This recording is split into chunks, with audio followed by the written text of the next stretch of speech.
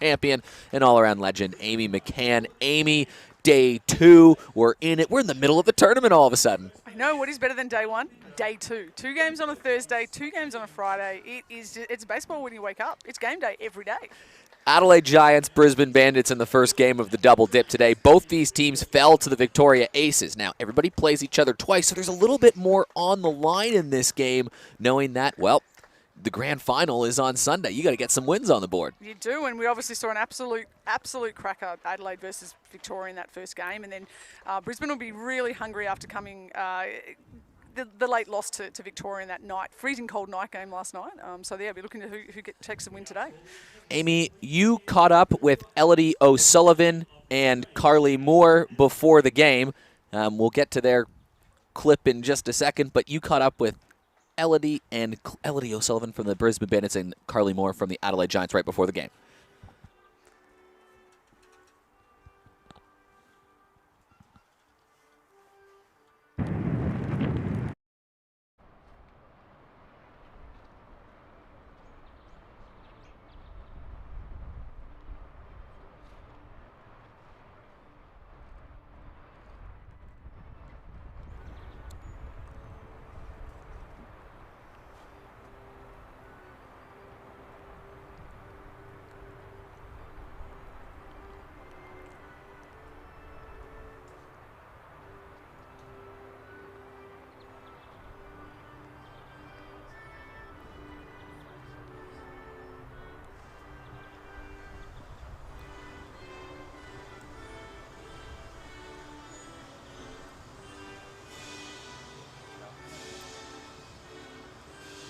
Anthem's done. Let's have some fun. Let's go and hear what Elodie O'Sullivan and Carly Moore had to say before the game with you, Amy McCann. The showcase is such a great event that they've added to our calendar. Like, everyone really looks forward to it now.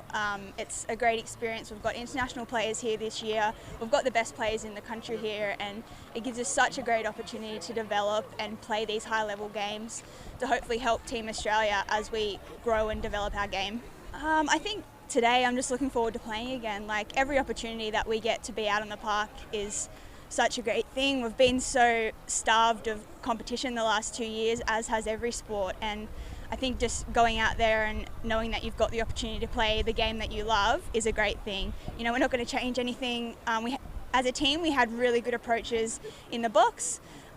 We had a lot to build on from last night, but we took so many positives out of that game. I think, you know, we can only go forward.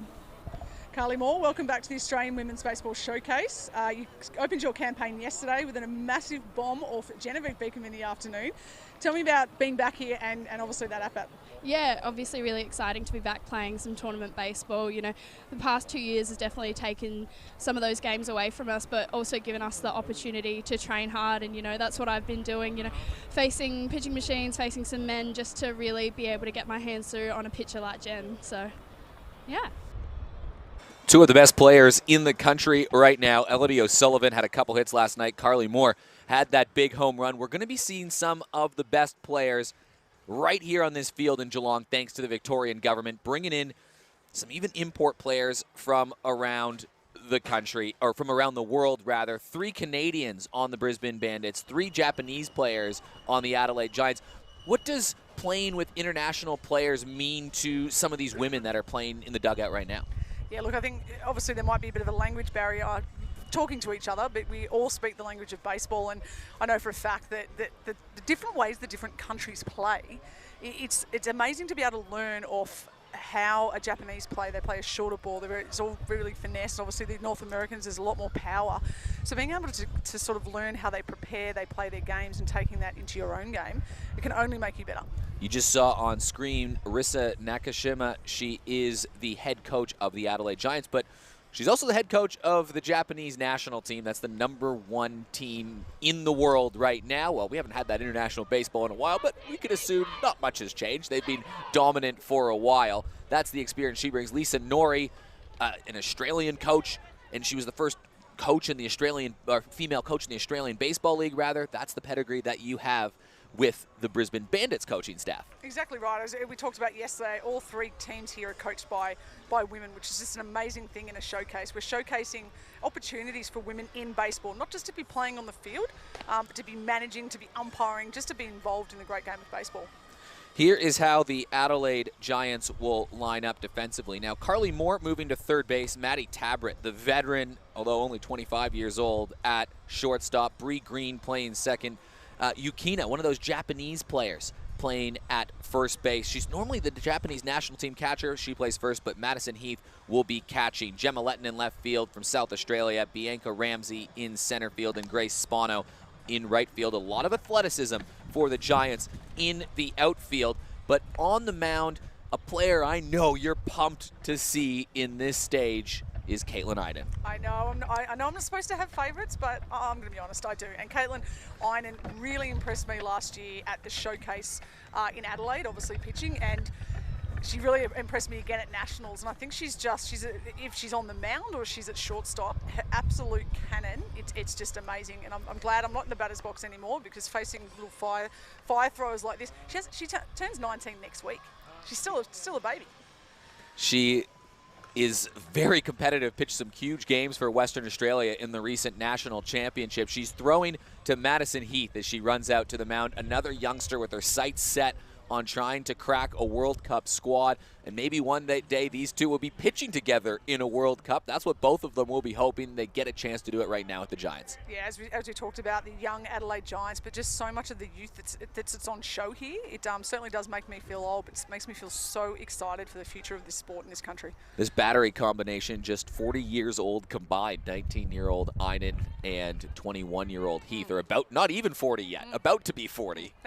Thanks for bringing that up. Yeah, no worries. Didn't mean to make you feel old. Elodie O'Sullivan, 28 years old. She was on the last rendition of the Emeralds squad that went away to the World Cup.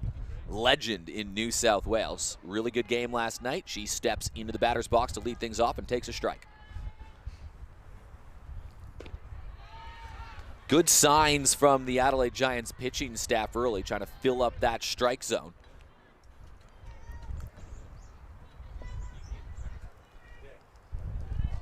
You heard from O'Sullivan at the top of the broadcast. That one inside. Yeah, great game from Elodie O'Sullivan last night. Hit by pitch in the first at-bat and then came back and had a fantastic hit to pick up 2 RBIs. Unfortunately, late comeback for the Bandits. Saw them go down to the Aces last night. Plays for the Greenway Giants in the New South Wales competition. This one grounded over towards first. You're seeing that Japanese national team glove right away as Yukina scoops that up and makes the play. So a quick first out. We saw one of the themes last night in almost every inning we saw is that if you could get on base, you typically scored in your leadoff hitter, whether it be leadoff home runs or leadoff walks. Teams seem to be teams made their way around the base paths. That first out in baseball just so important from a defensive standpoint. Yeah, as you hit the nail on the head, I think every leadoff reached last night. And as a batter, you want to try and knock that first batter down. Always makes it easier for you. Takara Helden Hayes. I like that hack. What do you like about her swing? I like that she goes after it. We know the speed that she's got, and I think that people sometimes with that speed, you sort of forget they actually swing a really mean bat too. But I just love that aggression. You know what? She's sitting on that fastball from Caitlin. She knows what Caitlin pitches, and she's looking forward early. Helden Hayes played for the Giants last year. She had a great hit last night, a double down the line, and that sparked Brisbane to 7 runs in the first innings. They eventually lost that game in a wild one, 14-11, but Takara Helden Hayes showed off her pure athleticism. Motored around the bases too to score. Yeah, and I think that's a nice pitch there from Caitlin. I think that we always talk about baseball being a game of inches, and I think we saw that last night. I can actually see down the third base line, they've repainted the line. I think it landed... I think it was fair. Might have been foul. Depends on which side of the fence you're on, but it was a great hit nonetheless. Einen either hitting the strike zone or just a little bit outside. She's come to play. It's challenging conditions when it's cold. It's not even 10 degrees. There's a bit of moisture in the air. It's spitting just a little bit. Not enough to disrupt the game, but enough to get those fingers cold. Helden Hayes, nice swing, fouls one back. We've got ourselves a competitive at-bat with a couple 2-2 counts.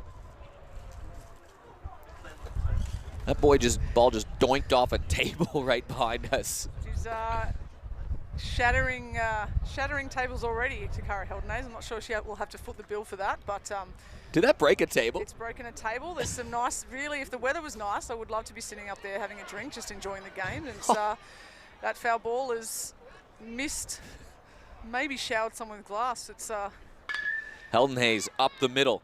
Tabret scoops it up, takes the time. Helden Hayes is flying down the line, and she's safe. That is a weapon. We talk about the tools that you need to have in baseball to be a top player, and Helden Hayes there, as a fielder, as a shortstop, as an infielder, you have to know, you have to have the preparation of before the play comes to you to know what you're expecting. So right then, you know, as a shortstop, you really can't take your time to set, to have a bit of a pump in your glove, because that pump, that's safe. Helden Hayes absolutely tears up the line. There'd be no one quicker in Australian baseball. Ina now trying to keep Helden Hayes in check. She is a quick runner, Helden Hayes. Yeah, by the time on that last play that Maddie Tabret looked up, Helden Hayes was 3/4 of the way down the base paths. She was, and if we see a replay of that, you can see that Maddie hesitated slightly. I think maybe she wasn't prepared. Maybe she wasn't thinking it was Helden Hayes, or just didn't get the ball out of her glove. But it just shows that you falter that millisecond on someone like Helden Hayes, she'll make you pay. So 1 out and a runner on first. Amanda Torrington up to bat. She pitched in last night's game. Amanda Torrington will do whatever the team needs her to do, whatever the position is. She's a veteran, carries the team on her shoulders. Now Helden Hayes trying to make that dash across the diamond to get to second. It was a good effort from Maddie Heath making the throw, but it's a runner in scoring possession, and as they say, speed never sleeps, and the Bandits have an attacking position early on. Yeah, look, hopefully we see a replay of that. We didn't see a slide at second base from Takara there, and I think that made it a little bit closer than it was, and a good pick from Maddie out of the dirt there. We saw last night, in last night's game, it was a little bit hard to pick the ball at second base and first base, so we'll see how that plays out today. Two dangerous bats back to back. Ishikawa is on deck. Swing and a miss, so Caitlin Einan gets her first strikeout of the day. Very positive signs from the Adelaide Giants starter. Lots of strikes being thrown early on. How good was Yuki Ishikawa last night? She was, and as I said just on that replay there, I think I'd if I was the coach, probably having a bit of a chat to Takara there, making sure we don't want to waste your speed there on the base paths. Let's get dirty. I'll wash your pants for you. I'll wash your pants for you, Takara, if you get dirty out there. But yes, Yuki, a couple of hits last night, reached base every time she came up. So really did as much as she possibly could in that loss to the Victoria Racers. 2 outs, runner on second.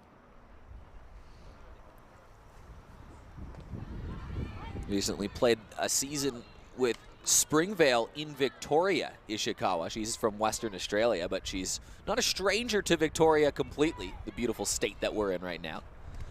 We will welcome everybody. This ball back up the middle. Einan takes it with confidence, and she just jogs it over to first. So a pretty solid start for Caitlin Einan in this top half of the first inning. Yeah, and importantly, the pitch count was down. We saw her go hard at the batters early, keep that pitch count down, and the Giants will be looking to get a few innings. I know we've only got 5-inning games, but they'll be looking to get as much out of her as possible, obviously, with that arm. She's got a good velo, so really great start from the 18, almost 19-year-old. Amy, what are we looking at defensively for the Brisbane Bandits in this game? Okay, from the Brisbane Bandits, on the bump, we have Laura Needs, Lulu. Call her by a correct name, Lulu. So we're seeing Laura Needs going to Ishikawa. So Lulu there is not a stage that she hasn't pitched at. She is the only Australian woman that has pitched in a World Cup final for Australia. Is that good? It's all right. Nah, she's absolutely fantastic. She's got the ball in that gold medal game. So Lulu on the hill. We've got Amanda Torrington over at first base. Ali Schroeder, who we're looking forward to seeing on the mound. We get to see in the field. We've got Ali at second base. Leah Cornish. youngest player here at the showcase. I've been waiting for her to come. I told you I'm just fangirling here, waiting to see her out in the field. And we have Borgo Maestro, Borgo at shortstop, and then around the horn in the outfield we have Kelsey Brennan, Elodie O'Sullivan, and Takara Helden in right. And a change in catcher for the Brisbane Bandits today. They're going with Yuki Ishikawa behind the dish. A slight adjustment last night. Walks were the issue for the Bandits last night. No doubt that is what the coaching staff would be looking at and saying we need to just make sure we're limiting those free bases compared to what we had last night. Exactly right. I think we saw two contrasting games yesterday. That first game was just pure baseball, I think, just the way it should be played. And then the second game, the temperature, we saw that fog coming in. Just as you said, too many free passes and you can't defend. And then some timely hits, particularly from Victoria with Shea Lily-White and then Morgan Doty. And we'll be really looking, I think Lulu, she would know that situation. She knows, she would have been in the dugout last night watching that. She knows what needs to be done here. And I think Lulu, 6-time World Cup veteran, against an 18-year-old. We've got, I'm not going to say she's the past, Lulu. She's still the present. We've got the future. We've got the now. It's such a great matchup. Another great pitching matchup. Adelaide lost yesterday's game to Victoria 4-1, and they scattered hits, but they struggled to string hits together. So there's a little bit of a shuffle in the lineup, and at the top of it, they're going with the speedy Gemma Letton, the athlete Grace Spano, and then the veteran Maddie Tabrett. The game plan here would be try to get on base any way you can and look at Gemma Letton run. This isn't even going to be a competition. She can lay down the bunt. If you watch any South Australian local baseball, you'll have seen Gemma Letton do this time and time again. Defense plays back, Gemma Letton gets on base. I love that. I think I see a little bit of myself in Gemma from 15 years ago. I had a lot of speed in my youth and I put down a lot of bunts. And first pitch, if we see a replay here, absolutely perfectly timed, just past Lulu. And I think she's caught Cornish off guard there at third base. I love it. Absolutely love that. Haven't seen a running bunt yet. Now, look at the big smile from Gemma Letton over at first. Locally, she plays softball and baseball. Both those codes, her nickname is the Smiling Assassin because she can kill you on the base pass. And now another bunt is being laid. This one trying to advance the runner. Letton gets there easily. That ball thrown away. So pressure on the base paths is looking good for the Adelaide Giants. And now two speedsters are in scoring position.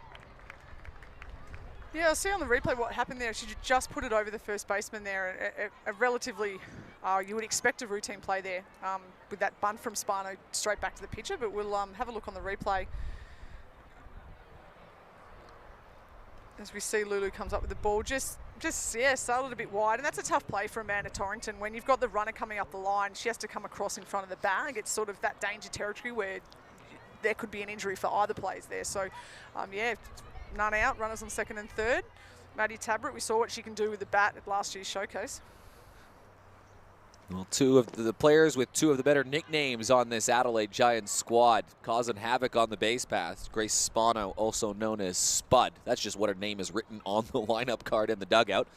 And Gemma Letton from the Riverland in South Australia, from Renmark, known as the Riverland Roadrunner as well. She's got a couple names. So some speed out there on the base paths, and Maddie Tabrett, who is a World Cup player herself, one of the youngest players to ever suit up in a World Cup for Australia. She's at the bat in the batter's box right now. And she's going to flare one over towards center field. Elodie O'Sullivan has to move back. It kept drifting forward. Gemma Letton is going to take on the relay, and Letton should get there easily. There won't be a challenge, and the Adelaide Giants are aboard early. As you can see, Gemma Letton, I think, smiling even wider there as she crossed the plate to score the run. Clapping Maddie Tabrett there, but if we look at the replay, it's actually a really great play from Elodie O'Sullivan. We talked before the game that the wind is up, and that she had to turn one way. The ball would have swirled. There was a high ball from Tabrett, and Elodie probably knowing the speed of Letton at third base, she's come into second, looking to hold Grace Spano from advancing to third. So a good play from Elodie there. Yukina Azumi up to bat now for the Adelaide Giants. Yukina swings at the first pitch. That one fouled away. I was about to mention it at the top of the broadcast, Amy. It was head coach Arisa Nakashima. She was just looking for a bit of a lineup adjustment, trying to play for the strength of this team, and she decided, let's go speed at the top of the lineup, and obviously it's worked early on. Yeah, and it's not just going speed, it's going speed and actually executing tactics to take advantage of that speed. And as I said, having speed at the start of my career, you obviously slow down as you get a little older. At one time you were quick. I was very quick. Yeah, no, I love that bun because it's that extra tool. Sometimes it can be a sixth tool. If you've got that speed, but you don't actually use it or learn how to use it, I love that Gemma's actually thrown that into her arsenal. Check swing. Did she go around? I don't think so. It'll be called a ball. So we've seen 2 bunts already, including a leadoff bunt. Now, that wasn't to sacrifice a runner. There was nobody on base. Gemma Letton very intentionally tried to put a ball in a soft spot and get on base. When you're a batter with some speed in the batter's box, what do you look for in the defense to say, okay, this is an opportunity to maybe put it in a soft spot here? Yeah, look, there's a lot of factors that I would have looked forward to before each game, as we see that ball in the dirt from Lulu there. I would come out before a game and I'd actually roll the ball down each first base and third base line to see how the grass and the dirt plays, to see, okay, do I have to go, okay, we see the grass here. If I hit the edge of the grass and the dirt, is it likely going to push foul or is it going to stay fair? So I know how fine I can go down the line. So that's probably the first thing I'm going to do. Rip down the line. Did it stay fair? It did. Spano is going to try to round third. She's getting the wave around. Yukina is going to step into 2. She's going to slide in there with an RBI double. 2-0 Giants. As we talked about last night, we have a great view straight down that third base line. I think it just obviously bounced over that third base. No chance for Leah Cornish. She was absolutely ripped past hers. We see Lulu coming here. Grace Spano on second base, and she really turned on that. It was down into the corner. No chance for Kelsey Brennan there to throw out Grace Spano, who's got wheels. Teammates, Kelsey Brennan and Grace Spano in WA. And a really great throw and absolute heads-up base running from Ishikawa there to go there. That's a double every day of the week, and it's great again. We're seeing them use their wheels. Jess Maslin, a slugger. Every year seems to be right at the top of the leaderboard in the South Australian baseball competition. She's won 3 premierships with 2 different squads since the Women's Division 1 League was reformed in South Australia. That only formed, well, it reformed 6 years ago in SA. But at the time, it was just 3 colors that were the teams. There was an open invite for players to go down and play at the home of baseball in South Australia at Bennett Field at West Beach. And they just assigned players to different colors, green, purple, and red, I think it was.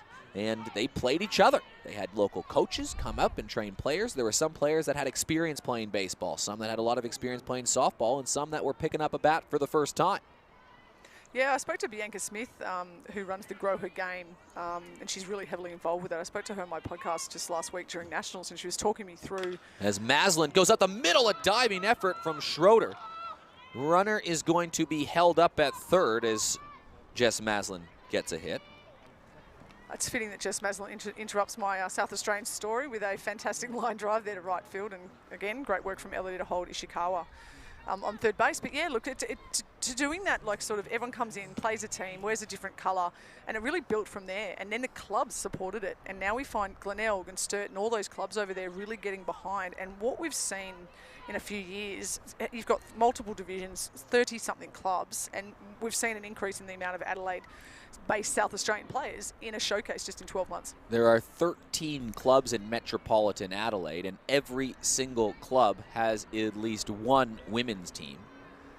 There's 5 in Division 1, there's 10 in Division 2, and about the same number, maybe 9 in Division 3. Don't quote me on that, but about those marks.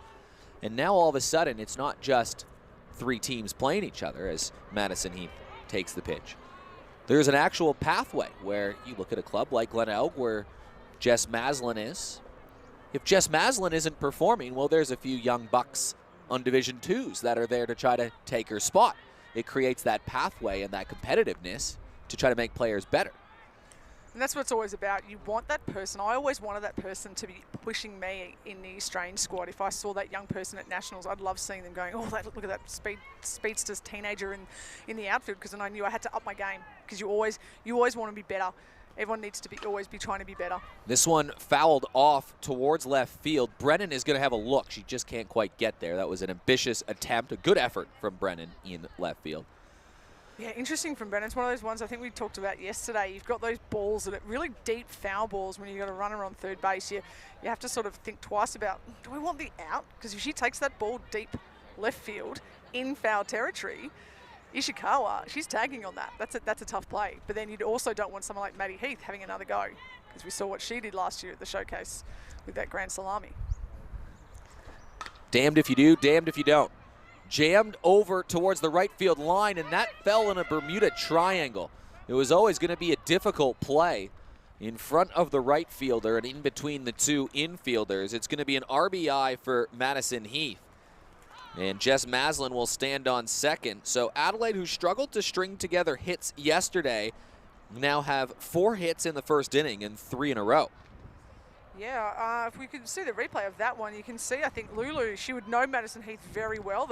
She would have pitched to Madison Heath. They're both on the New South Wales team, pitched together in the gold medal game, and she was just out in front of it. So a breaking ball there, Madison out in front, but just does enough, and it falls in that. Man, I've had that Bermuda triangle. It's the worst feeling as an outfielder. Or maybe a ball going under your glove, actually. It's probably worse. Carly Moore, heard from her at the top of the broadcast, another South Australian who went deep yesterday. It'd be tough for Laura Needs right now because she's allowed 2 base runners by virtue of the bunt, so it's not a hard hit ball. She's allowed 1 hard hit ball to Yukina Azumi, who put it down the left field line. But Jess Maslin and Maddie Heath just sort of put the ball where players weren't. So from Laura Needs' perspective, she's allowed 3 runs, but it's kind of like, come on, she's not allowing anything that too hard hit. No, she's not, and this is a tricky one here. Like as we just said, that the fences, Elodie O'Sullivan would know the power of Maddie Heath, so they've got to sit back a little bit. It's that tricky. I know that Maddie might want to tell people she meant to do that, but you can't field for everything. There are gaps. It's that old adage, hit them where they ain't, and that's exactly what Maddie Heath did then.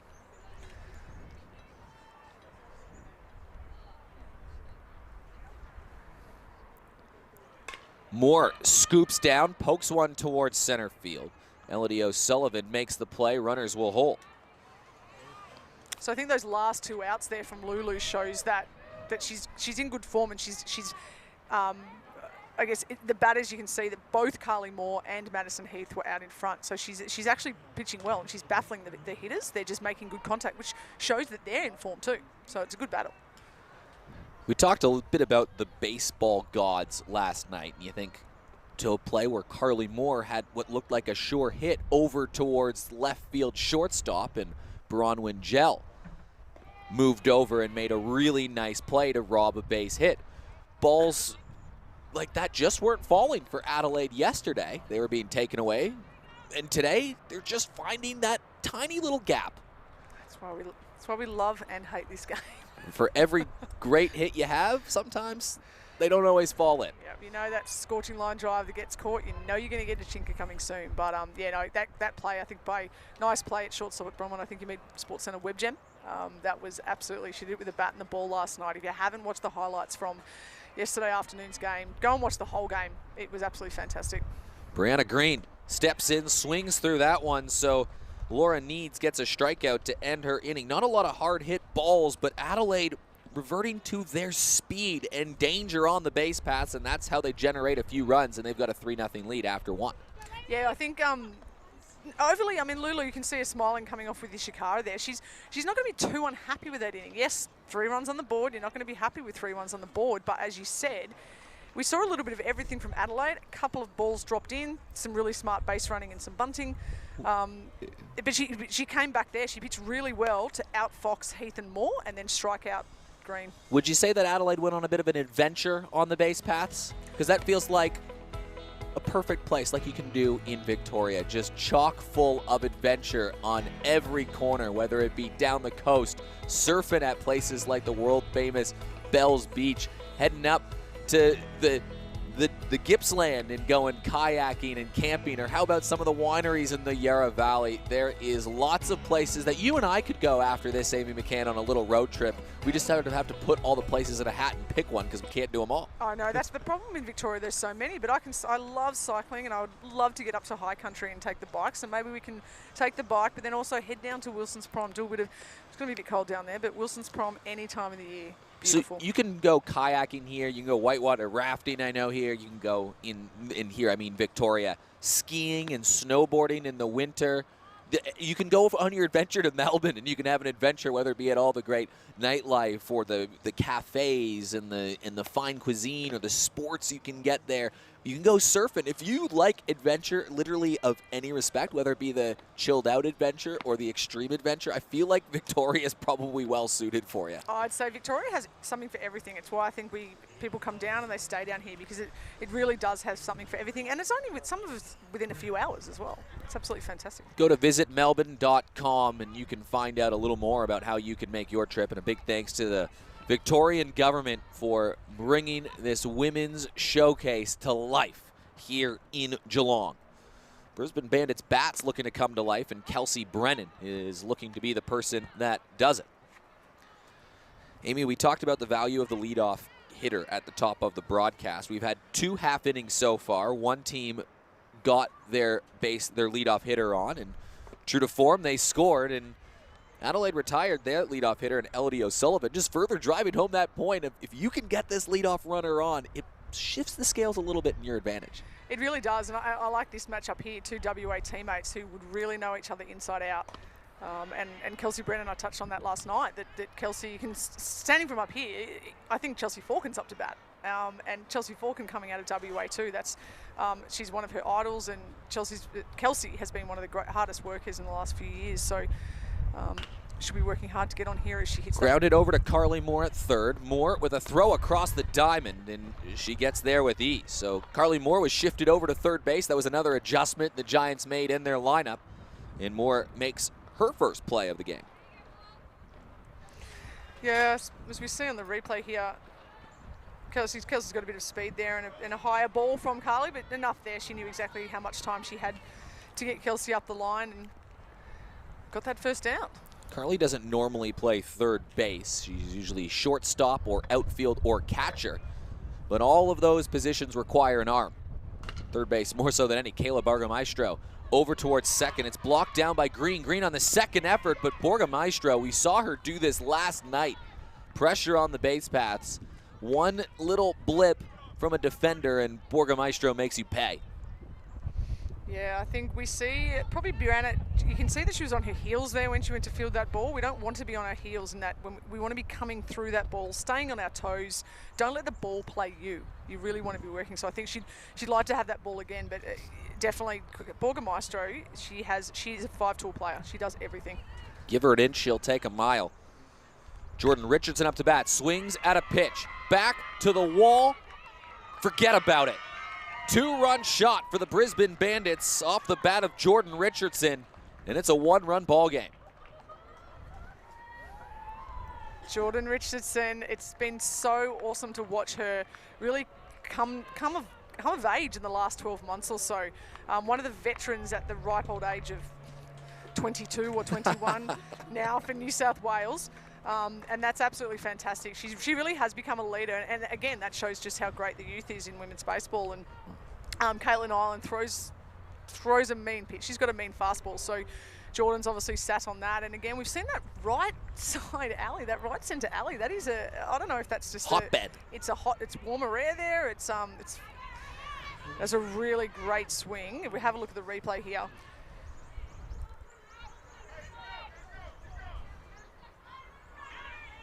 The compact swing from Jordan Richardson there. We could see her sitting on that low outside fastball, but that compact swing doesn't too much and just drives it to the right side. And I tell you, that right side alley, you have to nickname it, it's being tattooed all week. Jet stream over in the right field side. Leah Cornish up to bat, the youngest player in this showcase, making her debut on national TV right now. Yeah, Leah Cornish is really highly touted. The youngest player at this showcase, and she's got huge raps coming out of the WA fraternity on her future. Scoops down, pokes one to the outfield, and Leah Cornish on her debut takes a funny hop in center field, and Cornish, hello, 1 for 1, welcome. Yeah, welcome to international baseball. Tries to keep the wheels going.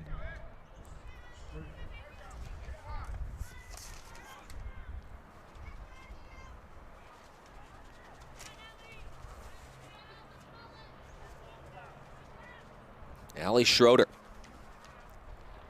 longtime member of the Canadian national team. A pretty good program that Canada has. Won a bronze medal, Ali Schroeder. Also won a bronze medal at the Pan Am Games. Yeah, Pan Am Games is a really great opportunity for those countries, Canada and South American. And she's going to go back towards center field, all the way at the wall and over it. Ali Schroeder with a 2-run shot, and the Bandits have the lead. Oof. Welcome to Australia, Ali Schroeder. That's you can see. I thought for a moment that that Bianca Ramsey had that in centre field, but just did enough with that to put that out. And yeah, we obviously see Brisbane answer right back, and they've taken a 4-3 lead here. It's some aggressive swinging. I'm liking the fact that they're wanting to swing the bat. They're wanting to live or die by their sword. We see, as I said, Ramsey made a really good effort at that, but just tipped over that centre field fence. I think the first one we've seen over dead centre in the first 3 games. Well, the Bandits have now, this is their 5th offensive inning they've had in the showcase. They've scored 15 runs so far. They know how to round them. I think we're going to start calling them the Bash Sisters. Yeah. The Smash Sisters, the Bash Sisters, they're smoking baseballs left, right, and center. The Big Bash Bandits. That's what they're doing right now. If they keep hitting like this, they can call themselves whatever they want. Elodie O'Sullivan grounded out in her first at-bat. 2 home runs in the last 3 batters. And Brisbane, who were behind 3-0 early, have come right back. And getting right back to it. That ball just a little bit inside. 3-0 count. Madison Heath, the young catcher behind the dish for the Giants. You've seen her run out the last couple at-batters, just making sure they're on the same page, but it looked like she was more just giving some encouragement to the young pitcher. Yeah, look, in the wider old age of 21, Madison Heath is just trying to settle her 18-year-old pitcher down, because it's easy to get a little bit rattled now, 2 home runs. She just needs to be calm, go back to what she knows. Runner aboard for the dangerous Takara Helden. But as we saw last night, obviously a lot of free passes. You have to be happy while we've seen some home runs, and as we said, she's got pace. So the girls get the bat in the way, they can obviously take advantage of that. So always that ball gets away. Tried to pick it out of the dirt. That's Yukina over at first base. And another free base for the Bandits. Yeah, obviously she's not saying she's getting rattled, but obviously when things aren't going away, I guess at the plate, we can. I think she's tried to get Elodie there, just maybe trying to get Elodie a little bit, hoping she was taking another step, maybe getting off-footed there, and we see Elodie tripped up there, but still had enough to head to second base, and we've lost that double play situation now with 1 out. So that's a big play there. Obviously, we want to hold that runner close, but that wild pitch now, the double play would have ended the inning now, and now we've obviously lost that, and the Giants will be really looking for a quick end here. We saw a low pitch count in that first inning, and she's run that pitch count up now, so hopefully she can right the ship now. Helden Hayes, left field. Letton makes the play, will hold the runner, and that is 2 down. Well, this is the second game the Giants have played. They've allowed combined 8 runs so far. They lost 4-1 to the Aces. Every single run scored against the Giants so far, virtue of the long ball. Yeah, and I think it's been fantastic. I think the home runs we're seeing have been really great swings, crush line drives. It's been absolutely fantastic. I think I've watched yesterday's highlights 1,000 times today. I've racked up the views because it's just been really great baseball, and I think we've shown if we can throw strikes, just right then, that's a great pitch there from Iron on Toro. I think we shouldn't be scared of throwing strikes. We shouldn't be scared of swinging at the pitch. We want to play hard, and it's when it happens. I mean, sure, a few balls might go out, but still good baseball. Torrington takes a pitch up high. Heath just giving a little bit of words of encouragement to Caitlin Iden. She's pitched well so far. Just 2 balls have been taken deep, and they've been impactful for the Bandits. Einan just takes that moment. And I think there's nothing wrong with hitting that home run. It's just one came after an error, and then obviously one came after a single, so it just adds those additional runs. Ball up in the air. Carly Moore is going to try to make a play on it in foul territory. It's swirling up there, and it just moved on her at the last second, and it'll be second life for Amanda Torrington. Tell you, there's a lot of wind. I think you can probably hear it through the microphones here. Carly Moore, I think she was underneath that. She looked like she had it under control, and then it landed. She moved another couple of meters to her left. Just shows how much wind there. So if she had taken that catch, that would have been a fantastic end to the inning. Instead, it's a second opportunity for Torrington. There are 2 strikes on her, but there's a runner on the base paths if she wants it. Ball just a little bit outside. Torrington can go deep too. Torrington's hit a home run, I know, at the Canberra field where Nationals has been held a lot of times. Torrington has a big bat right now, so that is a batter you don't want to give a second chance to. Number 3 in the lineup for a reason.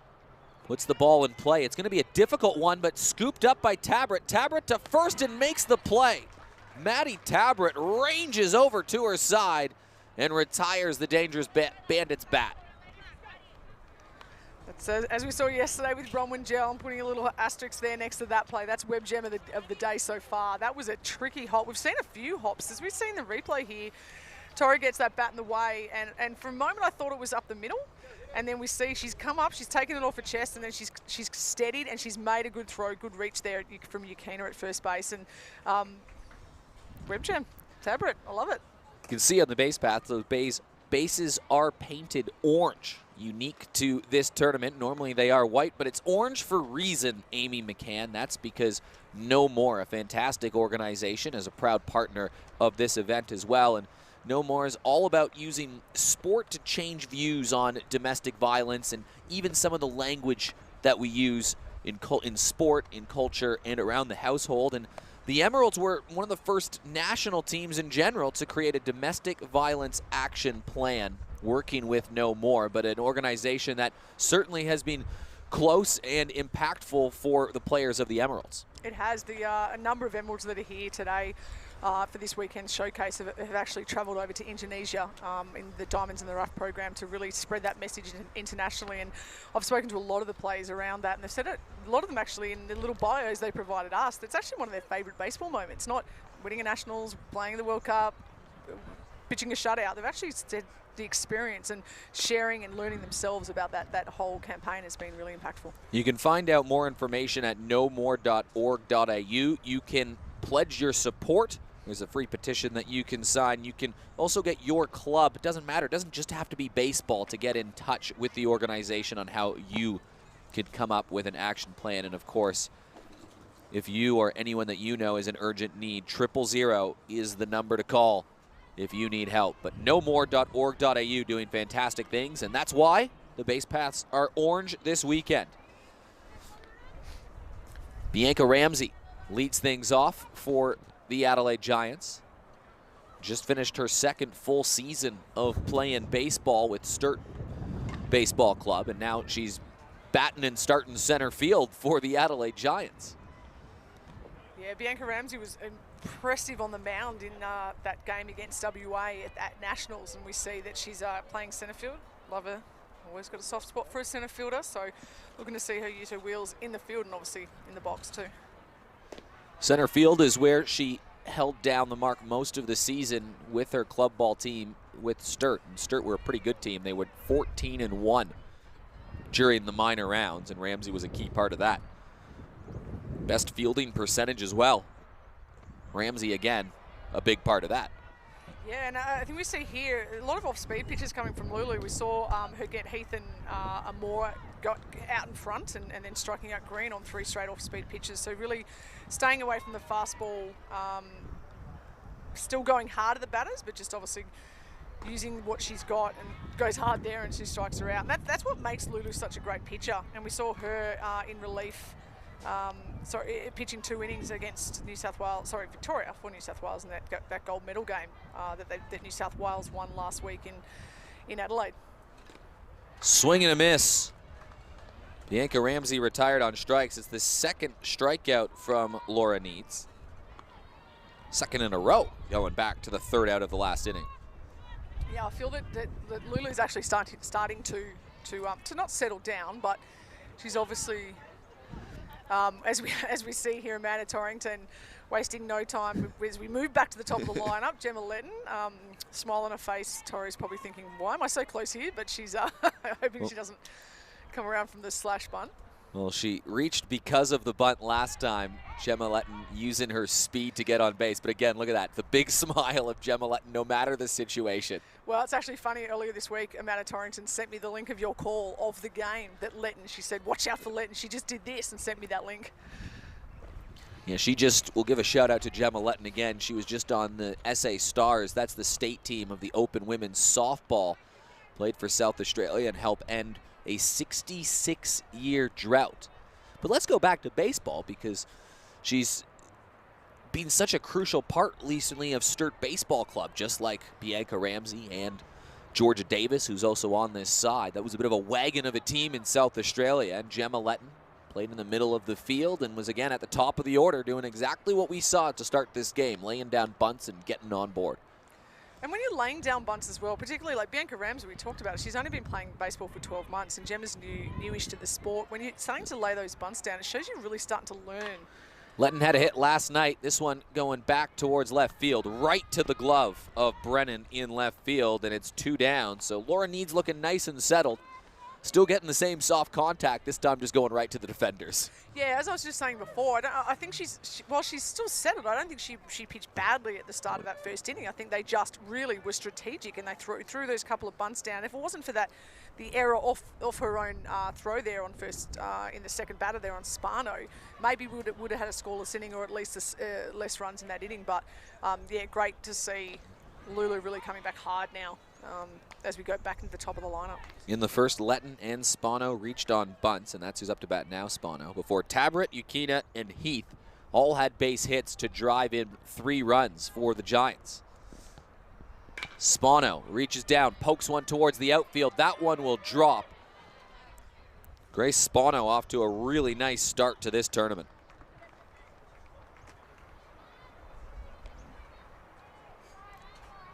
Didn't overcomplicate that at bat, did she, Grace Spano? Not at all. As I think I've said it a number of times, sometimes you stick the bat in the way and good things happen. And it also sounds a little bit like you're taking a bit away from the batter, but that was a still. She came back, and we've seen that Lulu's starting to mix it up with off-speed pitches. So she still managed to keep the barrel of the bat in the zone, which is about you want to try and keep the barrel of the bat as long as you can, and she's done that. And that's a good piece there. Drops into just over the infield.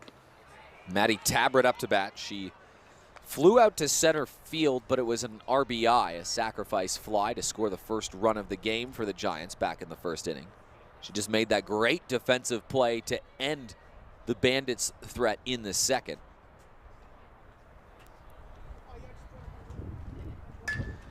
She'll reach down towards left field. Brennan moving under it, and a couple nice plays from Brennan in left, and Adelaide are retired, and we've played 2. And the Bandits have a 1-run lead. Well, Amy, Victoria is where we are. We saw the adventurous things that you can do, but I'm serious, Amy. I think we need to jump in that car and go on a little bit of a road trip myself.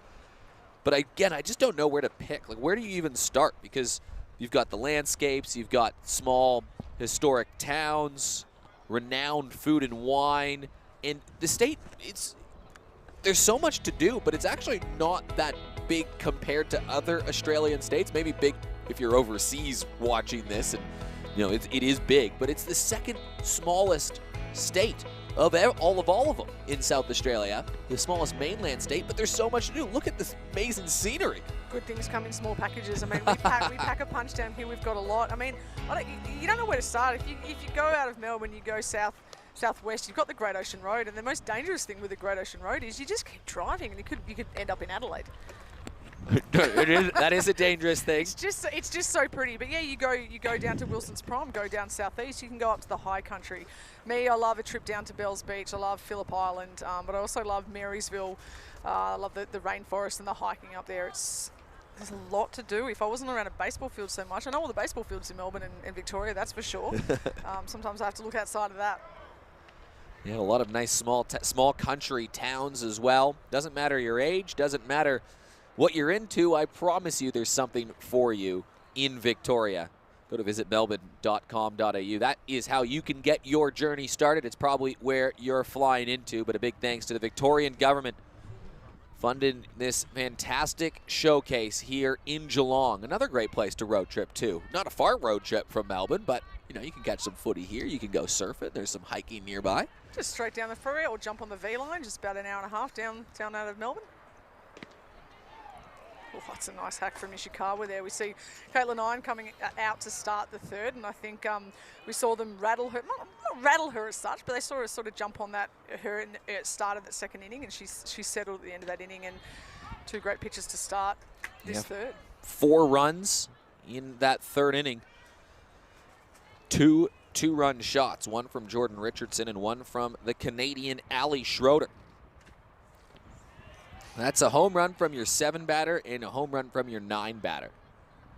You're getting production out of the bottom of the lineup, and you sometimes tell that bottom of the lineup, you just want to tick it over, get it back to the top, help us out. It's just like, no, they're actually carrying the team and pulling their weight just like everyone else. And it's all about doing that 1/9. You just want to make sure you do your 1/9, and sometimes you do a bit more.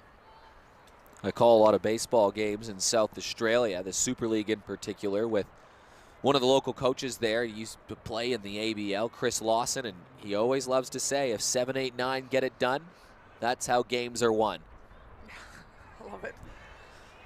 And right now, 2 home runs, one from the 7 and one from the 9, and it's a 4-3 lead for the Bandits. Ishikawa fouls it away. Grounded out to Inen her first time up. Already into the third inning here. This is a 5-inning game, so we're already in the late stages. Don't say that. I'm just getting in. I'm actually literally getting warmed up. Just makes everything feel a little more impactful. That ball catch the outside edge? I think Ishikawa wasn't sure. I'm not sure the umpire was sure. I wasn't sure.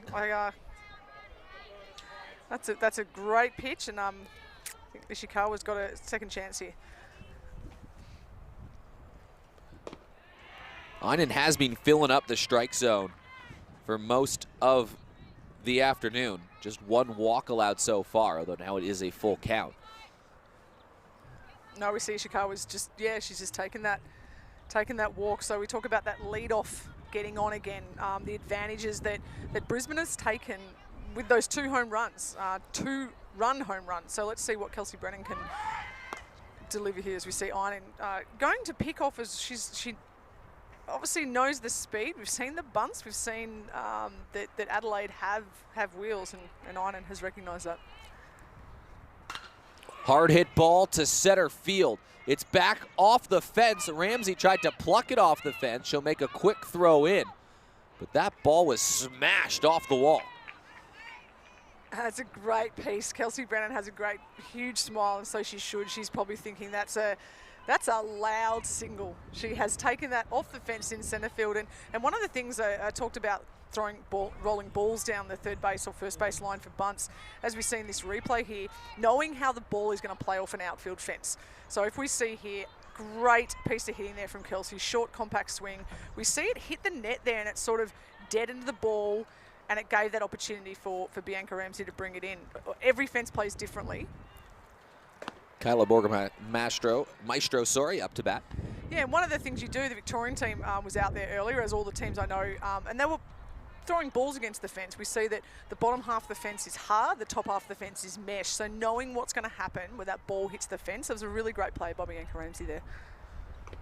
You were a center fielder at the top level for Australia. Amy McCann, is that something that you would do when you went to different ballparks around the world? Would you just go out there and sometimes you just smash a few balls into the wall and try to get a book on the wall? 100%. I was doing that before I commentate. I love to know how a field plays. I would go out there with the outfielders, and you look at the grass. You look at how hard the grass is, how – let's just see that bunt just a little bit. That would have been a tough play. Yeah, that's a tough play, bit fine there. You have a look at see how hard the grass is, how long the grass is, what kind of speed it is, and then you look at the fence and you see, okay, where are the alleys? Where can they hurt me? How is it going to play off the fence? Things like on the corners, how far is the foul territory? Things like that. And then obviously with the game situations each day, then you work to the weather, you work to the conditions and things, and it's real student of the game. That's what I loved about it. Good block from Heath behind the plate. Yeah, it's those little things in baseball that make those big differences, isn't it? It's all about the 1%ers that we talk about, and I think you're just always looking for that little bit that makes you that better player. So it's predicting the play, knowing who's batting, who's pitching, where's the wind going, just different situations. Just always be ready. Foul tip back behind home plate. A good battle here between Kayla Borgomaestro and Caitlin Einen. Again, Borgo and Caitlin at WA, long-term. Borgo's one of the absolute veteran leaders at 29 for WA, absolute legend there. She's been brought up on the likes of your Christina Krepolds and people like that, and now she's now imparting that onto people like Kelsey Brennan and Caitlin Einen. I can't talk highly enough of what WA's done. I said it a lot in my podcast. They've only won 2 nationals in 22 years. How? They're so talented. They should have, I reckon, 3 or 4 more. And the talent they have produced and continue to produce is amazing. Hard hit ball up the middle. Tabret blocks it down. Will she make a play? She's going to throw it across the diamond. It was close, but safe. So Borgomaestro now has done that twice, where the fielder has just given her that extra opportunity to leg one out, and Borgomaestro is standing on first. Yeah, again, I think we saw an error at second base and probably an error there. Again, we see an infielder staying back on that ball, and I know it's hard sometimes when the ball gets roped at you and it's maybe a line drive or a one hopper, and as I said, you let the ball play you. You want to be aggressive, you want to come through it, you want to stay on your toes. And it was a nice swing there from Borgo. And as I said, Borgo has really developed into what we call as a two-way player. But she's more than that. She's someone she's played up the middle for Australia at a World Cup. She's pitched at a World Cup. And I think she could make an absolutely fantastic outfielder too if she wanted to be. Jordan Richardson steps in. She's gone long once already. And now she's got bases loaded and no outs.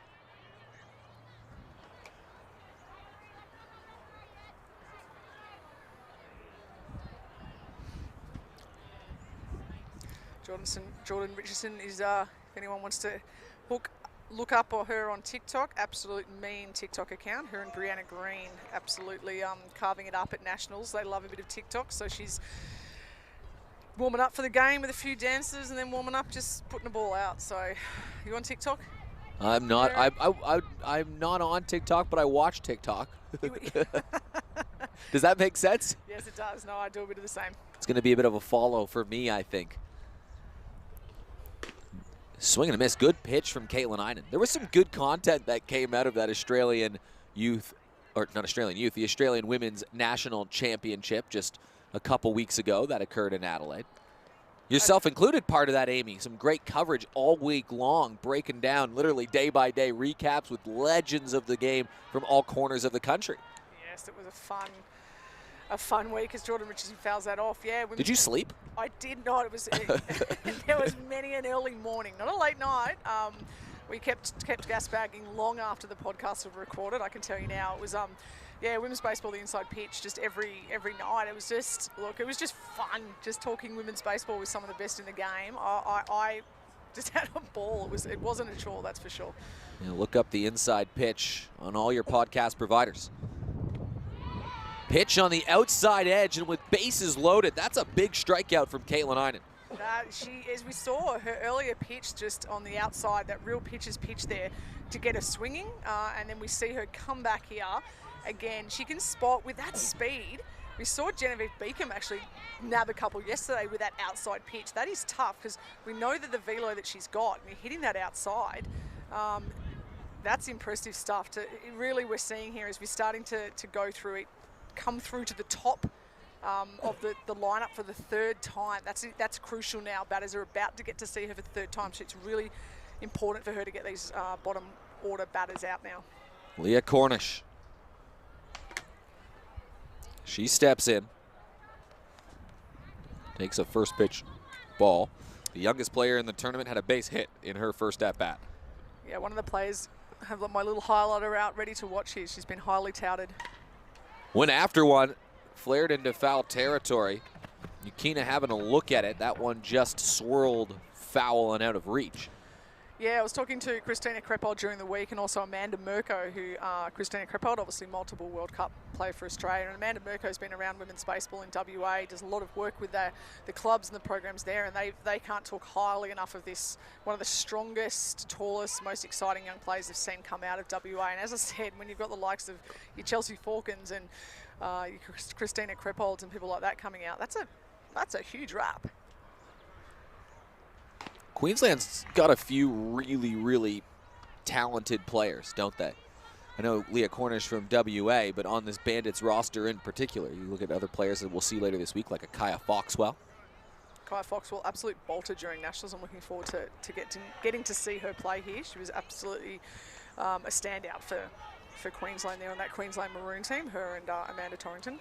3 balls and a strike to Leah Cornish with bases loaded. A true hitter's count right here. Just got the inside edge. So Einen, when she has missed, she hasn't missed by much today. She's been either right on the outside edge or just outside. Every at-bat super competitive. Just the 2 long balls, the blemish to her name so far. Full count, 1 out. Huge pitch in the context of this ball game. And she catches the outside edge again. With the bases loaded, Caitlin Einen back-to-back Ks. That is big-time pitching right there. To hit that spot, 2 batters in a row, after what obviously we know has happened that previous, as we see that is absolutely fantastic. Just Jordan tips a cap, walks off, and Leah, after her great at-bat, that was a great at-bat, but after that great piece in the first at-bat, Caitlin making sure she stays outside on those 2 hitters. She knows what they did in the first time around, and that is fantastic pitching from the 18-year-old. How much would Madison Heath behind the plate be factoring into the pitch calling as Ali Schroeder comes up to bat? Well, Madison Heath, it's amazing we talk so much about Tani Lovering, who has owned that position in New South Wales for 15, 16 years. How's that pitch, though, by the way, from Caitlin Einen? That is fantastic. But we have to remember that Madison's actually caught 2 gold medals for New South Wales now at a Nationals. She just caught the recent gold medal Nationals, catching to Claire O'Sullivan and Laura Needs. And she's only 21, and she's been touted as that replacement for Tani Lovering. I mean, big shoes to fill, but she's really showing that she's got the goods to do that. Hard hit ball towards right field. Ali Schroeder has this drop off the wall. She's scored 1. Will she score any more? She's scored 2. So Ali Schroeder, who already has a home run today, adds another couple RBIs to her resumes, and it's 6-3 Bandits. I'm going to run out of highlighter for Ali Schroeder today. I think that's fantastic. She's the hitter of the day easily for my mind, and that's, again, a really loud single. We saw that really loud single from, I think, Kelsey Brennan, excuse me. As we look on this replay here, just hung that little off-speed pitch, just hung a little bit more and off the wall there for a really long single. And to knock in those 2 runs, which takes the Bandits out now to a 6-3 lead. And we see a pitching change here, which I think, as we spoke about, it's that when we come back around to the 3rd time through in a lineup, it's significant. But I think the pitch count as well may have got up. We're on day 2.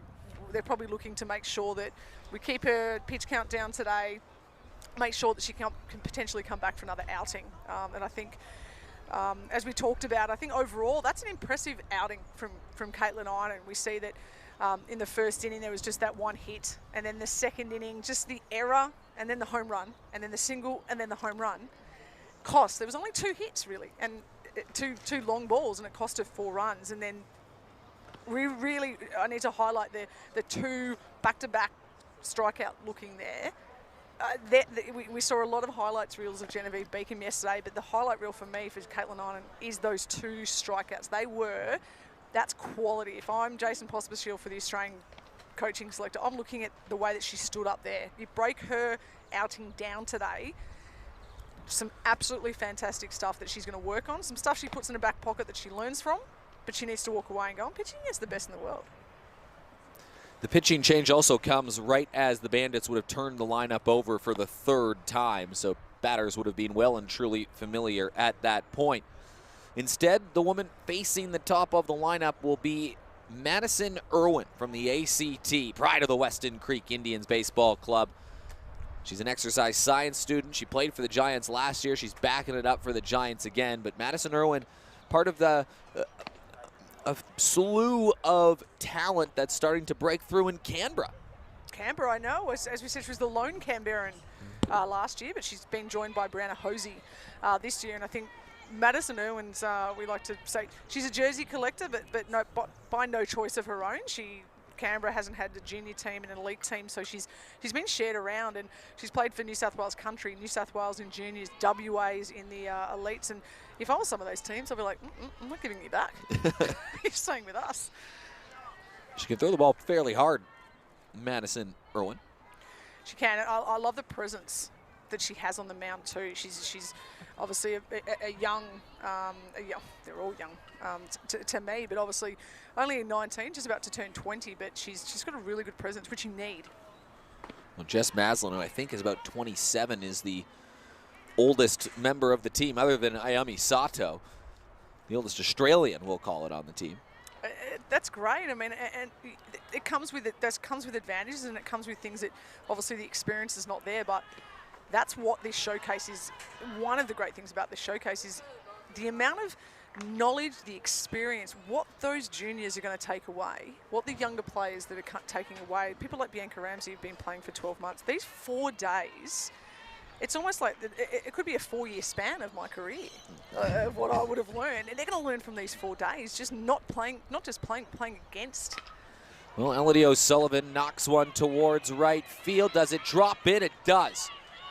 She's going to score 2 runs. Elodie O'Sullivan adds to what is now a big Bandits inning. It's 8-3. I think Elodie O'Sullivan looking right side today. We saw her hit that ball in the first at-bat. She went 4-3 just inside the line there at first base. And we see her go down the line again, hitting that outside fastball, and picks up the double, couple of RBIs. There's no way that Grace Barner is going to be able to pick that ball up. Takara Helden comes up to bat. She's got a single already in this game. In a tough spot over towards that shortstop left field area. But lots of speed from Takara Helden. She got on base and then stole a base. She's threatening and a hard worker. She is. She's actually just come back from the US. She worked with the Arizona Diamondbacks in a strength and conditioning internship. Goes chasing for one. It's an awkward spot over towards first base. Yukina moves underneath it. 4 more runs for the Brisbane Bandits. They are putting up some numbers right now with the bats. Well, Amy, this is going to be threatening knowing where we are now. This might end up being perfectly timed, but you can see rain starting to come in. A little bit of a system. We might get some of the light patches. That seems to be what we've got so far. But it's certainly something that will be on these players' minds and certainly on our minds. And I can see Genevieve Beacon there standing outside the front of the dugout there, and I'm not quite sure why she's chosen the shorts today with the legs, but she's blowing into her hands. It is brisk, very cold here today, not quite as cold as last night, but we do love Geelong. It's good. It's a good cold, as Elodie O'Sullivan put last night, because there's no snow. What's the point of the cold? I get that, but there's baseball. It's better. 13 degrees, but there's no way it feels like 13 degrees out here. Everybody that I see is wrapped up, wearing jackets, having extra gloves, toques, beanies as you call them. Some people even braving Braves scarves around the place. I do. I've got a hat. I've got a beanie. I've got Brave scarves. I'm repping the A. It's World Series champs, but it's just because it's so cold. But I'm not sure what it feels like, because at the moment I can't really feel my toes and my fingers, but that's all right. I shouldn't laugh. Azuki Yukina will lead things off for the Adelaide Giants in the bottom of the 3rd, and they need to start to string together some hits just like they did in the first. Brisbane have 8 unanswered runs right now, and the Japanese national team player, coached by Arisa Nakashima as well in Japan. She's got some power about her. She's already ripped a double down the line in this game. Laura Needs still out there, and she's pitched well to this point. She has. She's retired 5 of the last 6 batters, and Grace Barner got that single into centre field. So we're seeing Lulu, while we're talking, we keep complaining about the cold, Lulu is warming up on the mound. It's the off-speed stuff that Laura Needs has been throwing. And throwing to great effect. So another curveball there. She's really, as we talked about, the fastballs, we wonder if the plays here are they worried about their long ball? Do they not want to throw the fastball? But Lulu's just using that off-speed pitch to great effect, regardless of the tactic here. Ball to the right side of the diamond. Schroeder makes the easy play, and the leadoff batter is retired.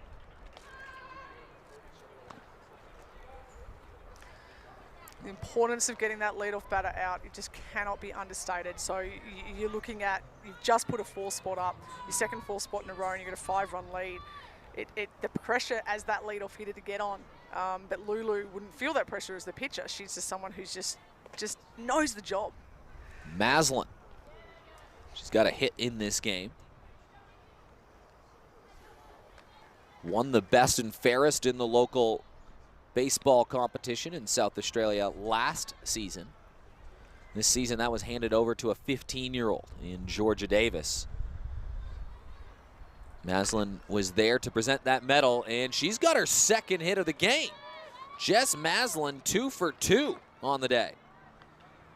I think that pitch just probably a little bit fisted, a little bit up on the handle there from Jess, but managed to still get that bat through the zone. As we have a look at the replay here, we've seen, just sort of muscled it out of there. It didn't certainly was closer to the hands than the meaty part of the bat, and she's done enough just to get it out there. And again, we talk about the importance of making sure that the barrel of the bat gets to the zone and stays through the zone. That's what we see the good hitters do more often.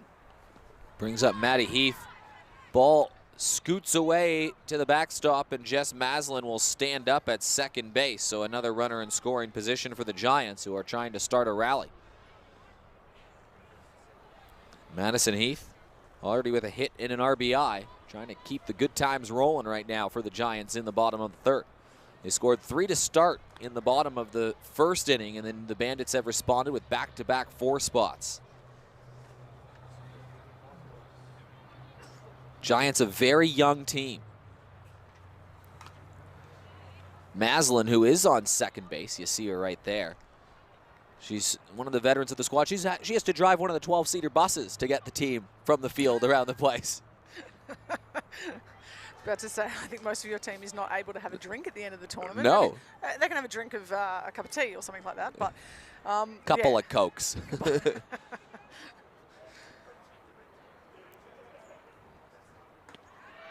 Well, there's that breaking ball again from Laura Lulu Needs, who drops it in over the plate. That's got to be deceptive as a batter, trying to watch that just drop in there.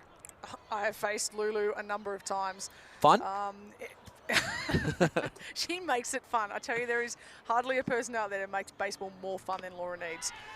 I think of Laura, and I think that she's only 32, and she has been around she's been in the Australian squad for, as I said, she's played 6 World Cups, but she's all business on the field, but she's also fun on the field, she's fun off the field. She just loves her baseball. Doesn't take it too seriously, but... Ball hit up the middle.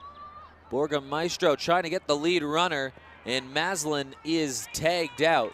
Heads up play from Borgamaestro to see Maslin making a bolt for it.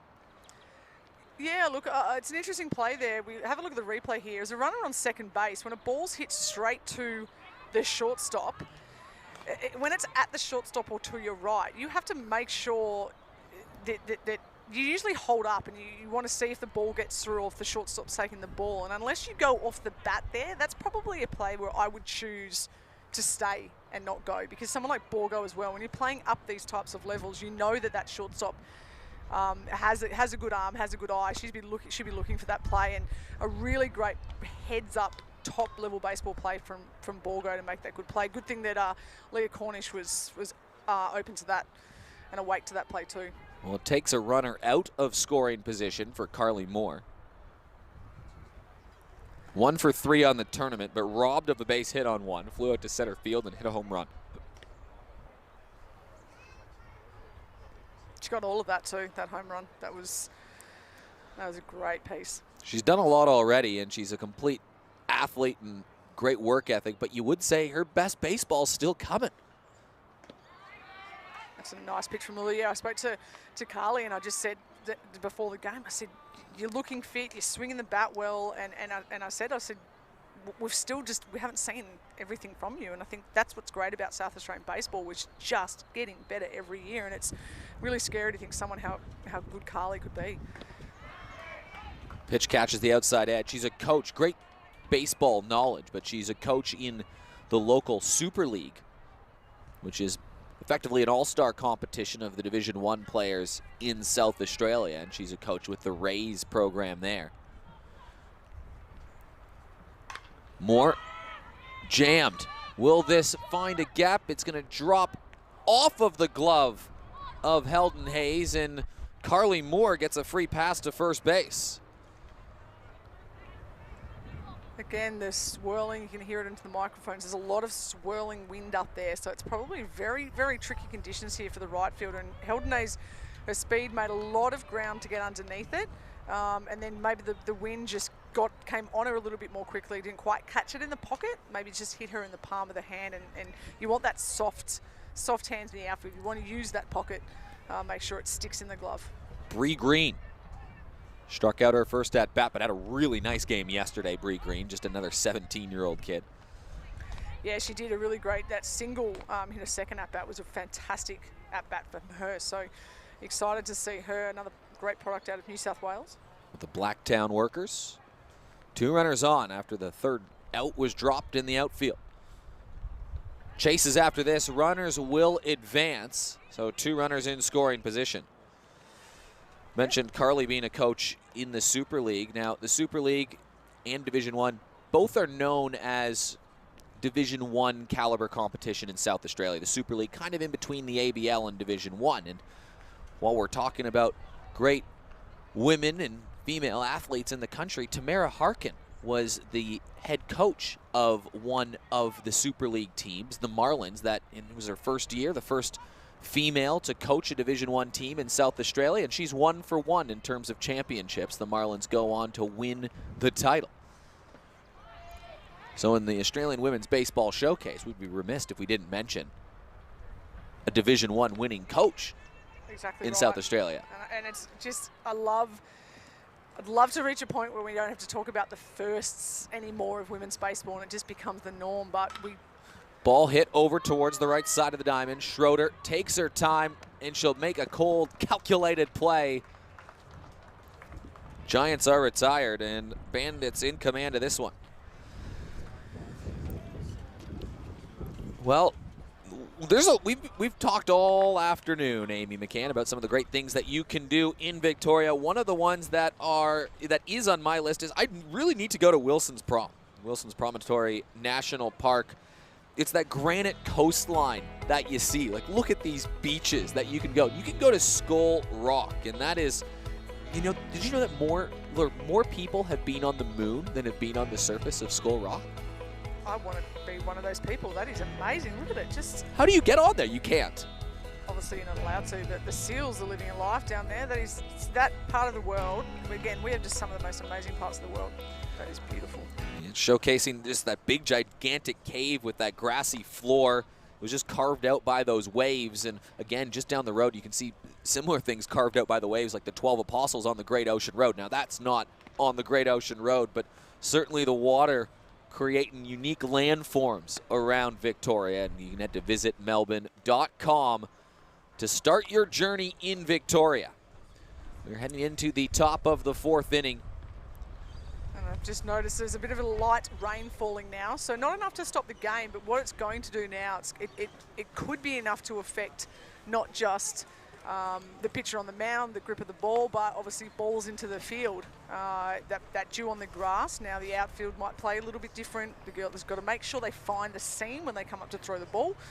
So it'll be interesting to see now the Giants are in the field. We've just seen 2-4 spots from the Brisbane Bandits, and they've managed to shut them out. As the rain starts to fall, Adelaide Giants can't afford for the Bandits to put up another crooked number. Madison Irwin will be the woman in charge of trying to keep the Bandits at bay. She came in the last inning in relief for the starting pitcher, Caitlin Einen. Irwin from the Australian Capital Territory has to face the heart of this Bandits lineup. The scheduled batters are Torrington, Ishikawa, and Brennan, all of who have already made impacts in this tournament.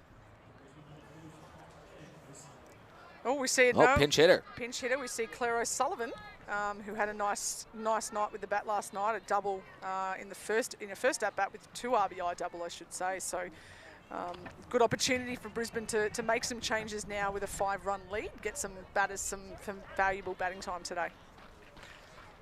Both these teams with 0-1 records, needing to get themselves in the winning side of the ledger. The Giants play later tonight in the second game of the doubleheader.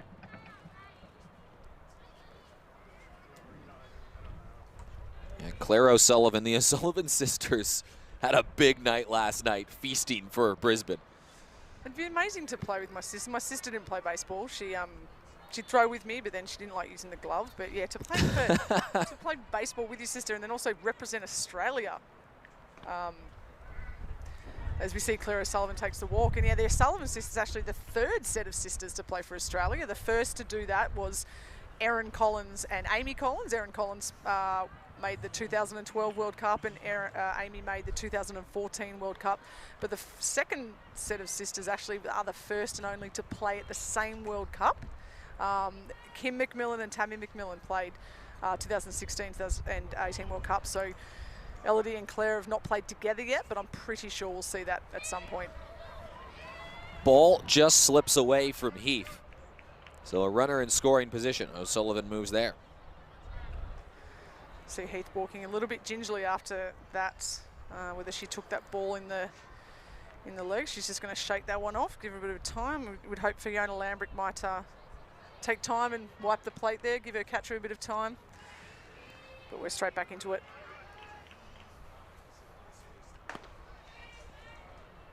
Three different female umpires. Well, that goes without saying. Of course, they're different. 3 female umpires for the game. That'd be amazing if they were the same person and there was 3 of them. But 3 female umpires calling the shots in this showcase. Yeah, as we saw last year, we've got Fiona Lambrick behind the dish, Carla Pinder at second base, and Janine Thompson down at third base, which is fantastic. All of them have umpired across the world. So exporting, again, another great way for women to be involved in baseball. Ball hit down the line, foul.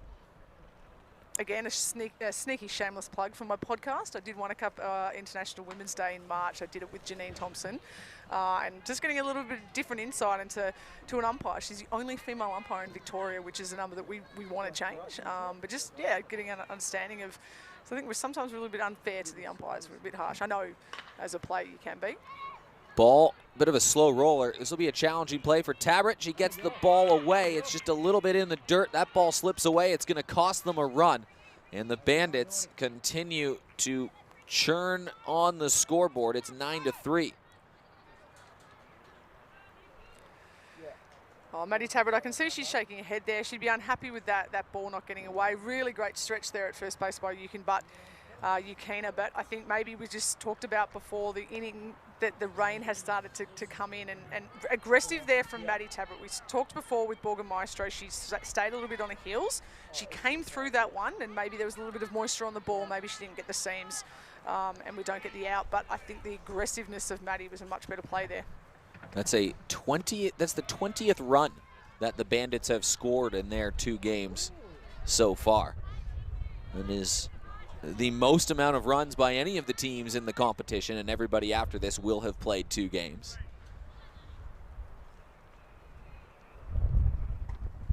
Ball up high. Kelsey Brennan with a really nice piece in her second at-bat today. As I said, she's with that blonde hair out the back of her helmet. It's very likened to Chelsea Falcon, who's played 3 World Cups for Australia, an Olympic softball, and also from WA. So Kelsey Brennan. Really, again, the WA cohort over there has let me know just how hard Kelsey Brennan has worked. She wants that green and gold cap, and she set her sights on this showcase after missing out last year, and she's put all the hard work in, and you can really see it's starting to pay off. Bit of that awkward mist still floating about the place here at the Geelong Baseball Center. Cold, and now your hands. As a pitcher, I'm sure that can't be easy at all, knowing that I'm wearing gloves and I'm having trouble writing right now, let alone trying to throw a baseball and try to get some of the best hitters in the world out. Ball tip foul. Yeah, and it's interesting with someone like Lulu, how they've had relatively long innings batting-wise, and then Lulu's had to sit in the dugout. Whether she has a jacket, does she have a heated jacket like I do? She has to come back out. But as an outfielder, you might be standing out there for a while as well, and then having to throw a ball when you get a couple of throws between innings, but then you might have to come up with a crucial play. And sometimes that can sort of affect your arm as well in these conditions. But it's all about preparation and management. As a great pitch there, fouled off by Kelsey Brennan, as we see. Player on the move at first base, so I wonder if that was a hit and run or whether it was just went after a pitch and there was a steal. So, but look, it's all about, the girls would know. Obviously, the girls coming down from Queensland, they wouldn't have been too excited, but we play in all different conditions, and it's all about preparation and management and really great coaching staff on every team, so everyone we looked after. Ball hit a mile into the air. Pitcher calling for it. Irwin takes it, and it's the first out. Well, Kayla Borgamaestro is going to come to bat, and she's reached twice. There's been a couple errors, but the errors have been slight. They've been hard hit balls to position players, one to second and one to short, that were just bobbled or double clutched at the last second. And we've seen if you give Kayla Borgamaestro an inch, she takes a mile, and that's what she's done so far to score twice. First pitch strike finds the plate. She's caused havoc on those base paths. Those base paths brought to you by No More. Painted orange in support of the cause all weekend long. We're going to have a No More Spirit of the Game award on the grand final. But Borgamaestro, she played small ball earlier. Now she's going to do it with the big bat. Stand-up double for the Western Australian. And she advances a runner to third and puts 2 runs in scoring position. Nice piece of hitting to jump after that second pitch. I think she was maybe not ready for the first pitch, just a facial reaction after that first pitch. Maybe she wasn't expecting that pitch or wasn't quite ready, but she certainly locked in and went after that second pitch there, and that's really impressive hitting there from Kayla, who just, I think Kayla's one of the most not underrated, we know how well she can play, just understated. I think we need to talk her up more. She's just so talented. A little bit inside there, and again, just really impressive on how she can get her hands through and keep them through, get that barrel of the bat through, and absolutely fantastic heads-up base running there. Weren't even looking at her coming into second base. Like, she's really put herself into the top echelon of women's players in this country. She really has. Oh, you saw Arisa Nakashima come out and have a quick word with young Maddie Irwin on the mound. Now, Arisa, she's a pitcher's coach by trade. She was the pitching coach for the Emeralds. She was, yeah. She's obviously now the coach of the Japanese national team, and she's an absolutely decorated pitcher for the Japanese national team. She's played on the Victorian state team, played at the Springvale Baseball Club. She's played at multiple levels, and she's one of the game's greats. I actually I lived in Japan in 2005 playing college ball with Taiken Wellness College of Japan. Spent about 4.5 months over there, and one of the games we played in our series was a 12-inning game. A 12-inning game. We won 4-3 in the bottom of the 12th. That's a low score in 12-inning game. It was absolute pitcher's duel. Both pitchers went 12 innings. What? I kid you not. And one of those pitchers was Arisa Nakashima. Oh, my goodness. It was one of the most... Was she on your team, or did you go against her? No, we went against her. It was one of the most epic games I've ever been involved in. Richardson jammed a little. Could be playable, and again, just lost a bit in the lights, the swirl, the rain, and a second life given to Jordan Richardson, who's already got a home run in this game. You definitely don't want to give Jordan Richardson another chance, but I think one of the situations here, when you have a bit of rain, when you're playing under lights and the lights haven't taken over yet, we're still in that sort of not quite twilight or dusk. But you're looking up, so you've got the little bit of rain in your eyes. You're looking directly up as a pop-up, and then the light actually comes off the rain too. So you're trying to like fight it. Now a ball towards center field. Ramsey has to take it off the fence. It scored a run. An RBI single for Jordan Richardson, who has 3 RBIs from the 7 spot. And the Bandits just keep putting runs across the plate. Jordan Richardson from Sydney might have been feeling the cold last night, but I reckon that she has put her bat in the oven, and maybe spent some time in the oven herself because she is hot today.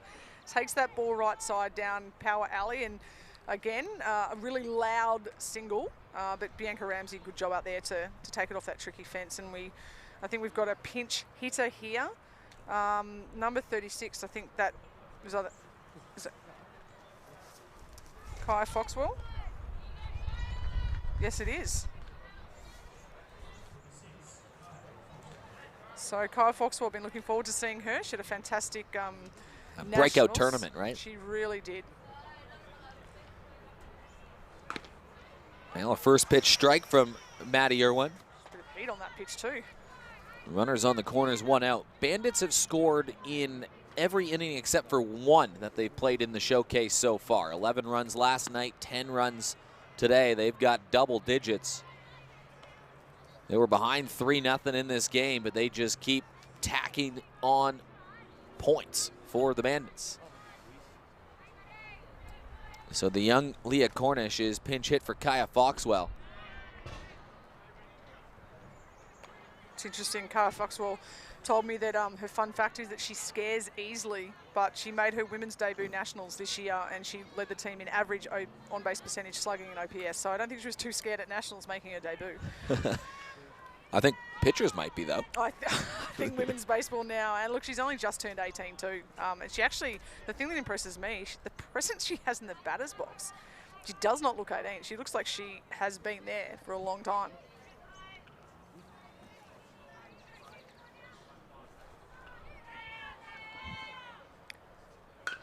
Fouls one away. Couple strikes now on Kaya Foxwell, making her showcase debut with the Bandits. And they are in a very good position right now. Good to see the rain it's on its way to Melbourne. It's clear. They Geelong. can take it. They can take it. We'll keep it in nice and clear in Geelong. Foul down the line and it goes back fair. A loopy ball. It's picked up and they're gonna have to make a play at first. They can't. Kaya Foxwell, the ball whisperer, sends the ball foul and speaks it back fair. She's aboard with an RBI. We have a look at this replay. We saw the bunts early from Adelaide Giants. This wasn't a bunt, actually probably cue ball there at the end, and it's just absolutely done enough. She's gone just outside the line there, and obviously both the pitcher and the first baseman in that situation, it's one of them has the line and both of them are going after the ball, and Foxwell's shown her speed up the first base line there. It's she might be telling them she meant to do that at the end of the game, but you take it. That's a base hit right there. That was bizarre. I don't know if we get the replay of that again. That was wacky. Take a look at this. You can't plan it. No, as we see side off on, the it's cue. off absolute cue ball. Maybe she's played a bit of snooker in her time and she's avoided that runner, stays inside that running lane and takes a bit of a detour, question mark, and still beats it out. So I think, as I said, she led Queensland Maroon in most offensive categories, and it just seems like she swings the bat and good things happen. Schroeder with a homer and 4 ribbies today. What a performance the Canadian import has had. Longtime member of the Canadian national team, World Cup medalist, Pan Am medalist. And here I was mouth-watering to watch Schroeder on the mound. She was the one that was instrumental in them winning the bronze medal over the USA in 2018, and she's absolutely carving it up with the bat. I need to redo my scouting report notes. He dives back and blocks that away. These games are 5 innings or 2 hours long, and there's no new innings after with 15 minutes to go in the game. So the way this pace is going, it might be Adelaide's last chance to respond in the bottom of the 4th. And I think even with an 8-run deficit, Adelaide be looking to put out a good couple of last innings, just obviously with the double header. You want to try and build that momentum into the night game. That isn't. Nasty pitch. I think Ali Schroeder's just double checking with the umpire there where that pitch was. That was on the black there from Maddie Irwin. You have a look in the replay. She's gone behind her in one of the pitches, and we see her come back here with it again. We talk about that pitch to hit the outside, and that's probably very outside. Again, going down as a strikeout in the scorebook. It's a strikeout in the scorebook, but yeah, Ali just had a quick check with Fiona Lambrick where exactly that was. But again, yeah, look, umpiring, it's not an easy job there. Elodie O'Sullivan with a couple RBIs already. She had that in the third inning, a knock to right field. 3 hits in the tournament already. And the Bandits, if they keep things going, they'll be sitting 1-1. And Adelaide will face close to a must-win game versus Victoria later tonight.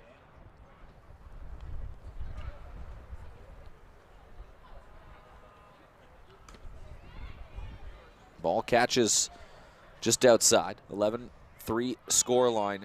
4 runs in the second. They were down 3-0 at that point, the Bandits. A home run to Richardson and a home run to Schroeder. Added 4 more with another RBI to Richardson, another one to Schroeder, and then here in this inning, couple walks, an error, and then hits to Borgamaestro and Richardson have scored 3 more runs for the Bandits, who have an 11-3 lead off 11 hits in this game.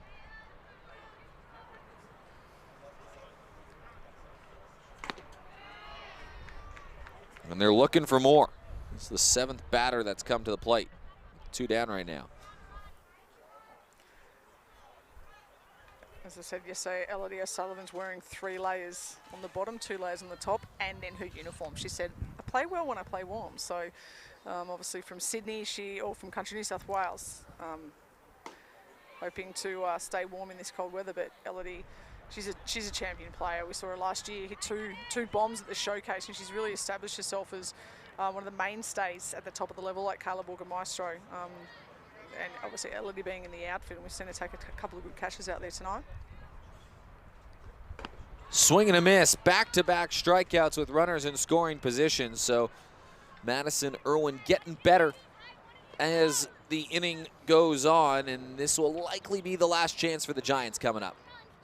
Yeah, we've seen the replay here, that pitch outside that brings up Ali Schroeder, and she really then, from that moment on, she sort of stuck to the outside of the plate and then went upstairs with that high heat and got Elodie chasing there, which is great there. And Elodie has that 8-run advantage. She can obviously expand her zone and open her eyes a little bit there, but a really great way for Madison to the confidence for Adelaide striking out, and now they get an opportunity to have a crack themselves. Look at a little bit of rain in the air at Geelong Baseball Center. Fantastic showcase event brought to you by the Victorian government. There's some more rain coming in. It might time pretty well that it can pass before the next game begins, or maybe through that little gap. Look at the base paths as well. They're brought to you by No More, another fantastic organization. We spoke a bit about them earlier in the organization. Program using sport to change views on domestic violence, but one of the things they try to shift language in sport and mentor and teach boys in particular about degrading language and sort of that cultural shift that needs to happen and is happening right now. But you can learn a lot more on nomore.org.au. But I'm really looking forward to seeing the players link arms just like the Emeralds have been doing now for a number of years before games in support of No More, and that's going to happen before the grand final. We're going to award a No More player with the spirit of the game, so that should be really something to look forward to. Yeah, and as we said, it's a small community, women's baseball, but it's a strong community, and that's an absolutely fantastic cause, and something that not just the Emeralds, but all of the players in women's baseball get behind and really support. So looking forward to see. It's going to be a tough call to see who gets the spirit of the game, because it's played in. Everyone plays this in great spirit. We play it hard, but we play it in great spirit, and looking forward to seeing what Adelaide does here now as the rain starts to increase. We've just had it confirmed that this will be the last shot now. The bottom of the last inning will be the only chance for Adelaide now. So hopefully the rain can hold off, because we really want Adelaide to have a good shot here, not just throw up a 9 spot. Throw up a curly 9 spot here. Let's see what happens, but that momentum that they will need to take into that next game against the Aces. Well, they're going to go with another World Cup representative in Sinead O'Flanagan. She's from Victoria, someone that you'd be very familiar with. Yes, as we see a bit of wind there, Lulu having to readjust there on the mound. Yeah, Sinead's a dual World Cup representative for Australia, so as a pitcher, we see her at the plate here. Well, Laura Needs allowed 3 runs in the first inning. There wasn't too many hard-hit balls, but 3 runs did cross the plate. Adelaide played a lot of small ball, but since then, Adelaide has been neutralized completely. Laura Needs, she'll go the distance, it looks like, in this game, unless something crooked happens here, but she's been very good. Laura Needs on the mound. She has, and that's Laura Needs. She's been very good in her entire career. Somebody who, unfortunately, has been racked by a lot of injuries. We've seen her do it at her knee a couple of times, but when she's fit, she's strong. Couple of breaking balls just missing high there. And look, these two know each other well. They spent a lot of time in a bullpen together at World Cups. Sinead played with Lulu at the 2010 World Cup when we won silver, and again came back 8 years later and played in 2018. She's still got it.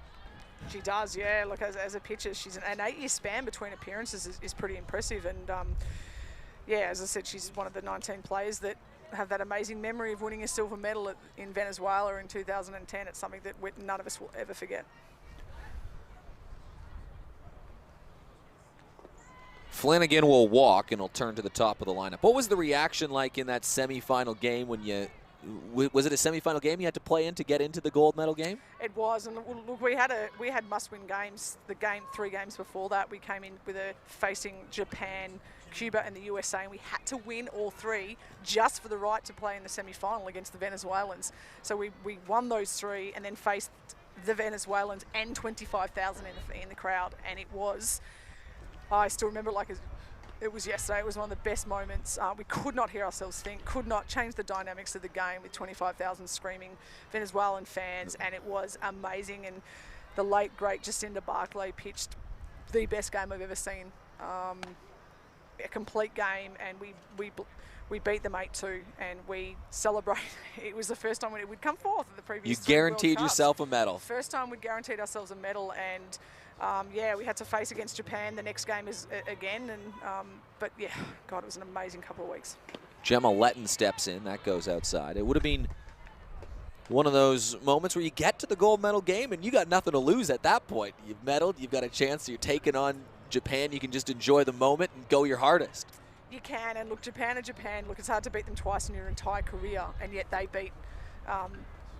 Letton fouls one away. And yet we had to play them twice in about 4 days, and it's tough when you go off that 4-day period. We beat them once. We obviously had to have that run of the 3 games in the semi-final, and Japan's Japan. They came up and they put a 9 spot up against us in the first inning, and but we still walked away with a medal, and still our best ever finish. And as I said, something that the 19 players have forever bonded. Letton flaring one out to the right side.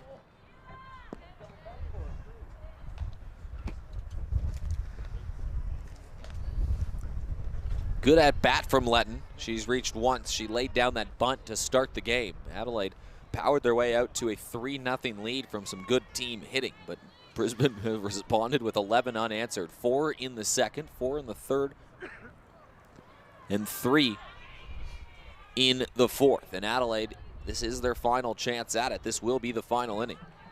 You can see Lulu putting her hand in a pocket there, a combination of keeping the fingers warm but wiping her hands, keeping her hands dry. A little bit of moisture. We still see that rain still hanging about. But look, Lulu is she's a big game pitcher. She's pitched at every situation at every level she's pitched, so you can't ask for a better person on the mound here. Letton towards right field. Will it drop? It does. The Riverland Roadrunner has 2 hits in the game, and Adelaide keeps the train rolling. Yeah, she's waited. We've talked about the prevalence of the off-speed pitches from Lulu, and when we see that replay there, you can see Gemma Letton's seen a few, and then she's just sat back and waited, and really nice that again, that line drive to right side, it means you're tracking the ball. You want to see the ball as long as possible. The longer you see it, the more chances you are of recognising it and then putting a good swing on that pitch. Grace Spano. Needs will hold the runner at second. Oh, we've got Flanagan and Letton on the base paths. Flanagan has to work her way back towards the base.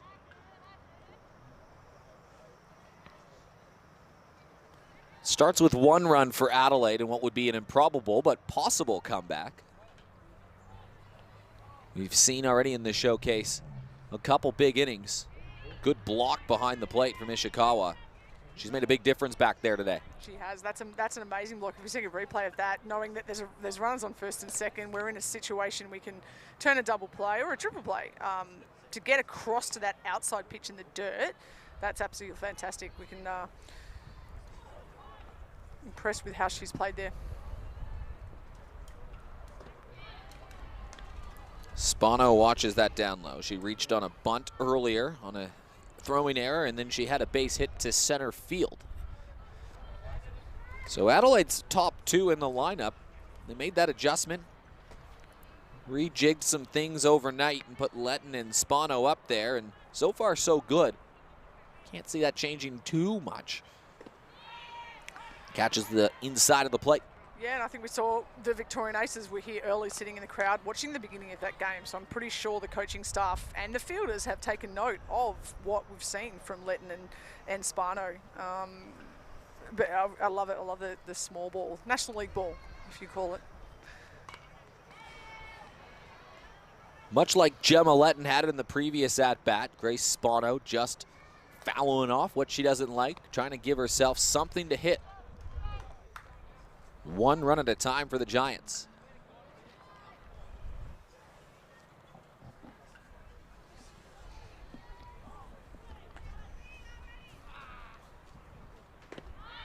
Catches the inside, a big strikeout for Laura Needs. Her 3rd one of the day. And it's a big one because it just halts a little bit of momentum that the Giants were gathering.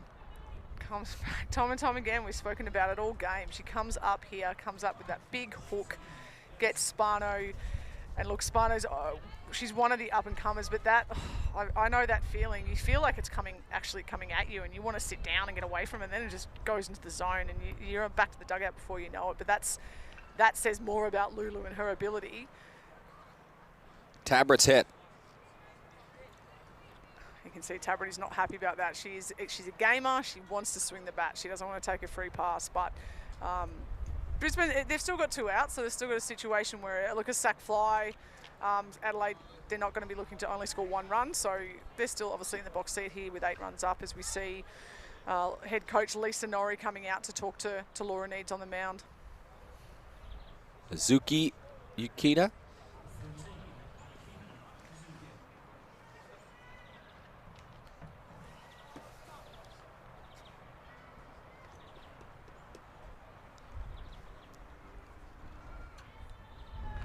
And that will be the end of the evening for Laura Needs.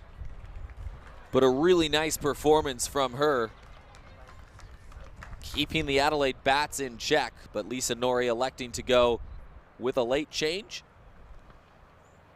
And we saw her with the bat last night, but it's going to be Shiori Hoshino. Celebrated a birthday yesterday. And now she can try to take command of the game late here for the Bandits.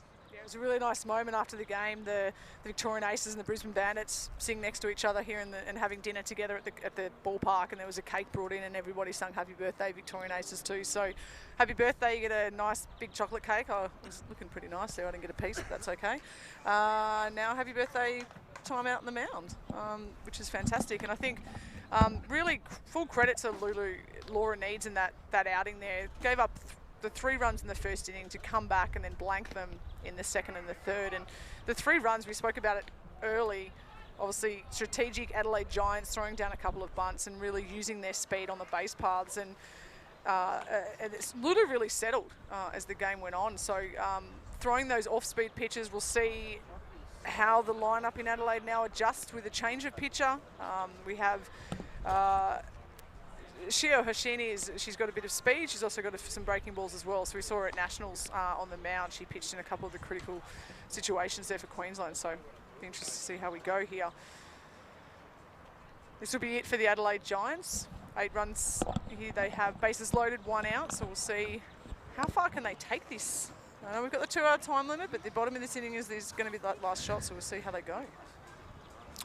Couple dangerous bats in the lineup to try to make it happen for the Giants.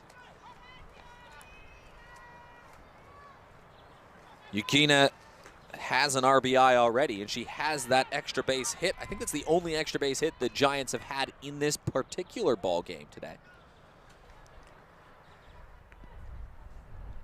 Nishino, affectionately known as Boss,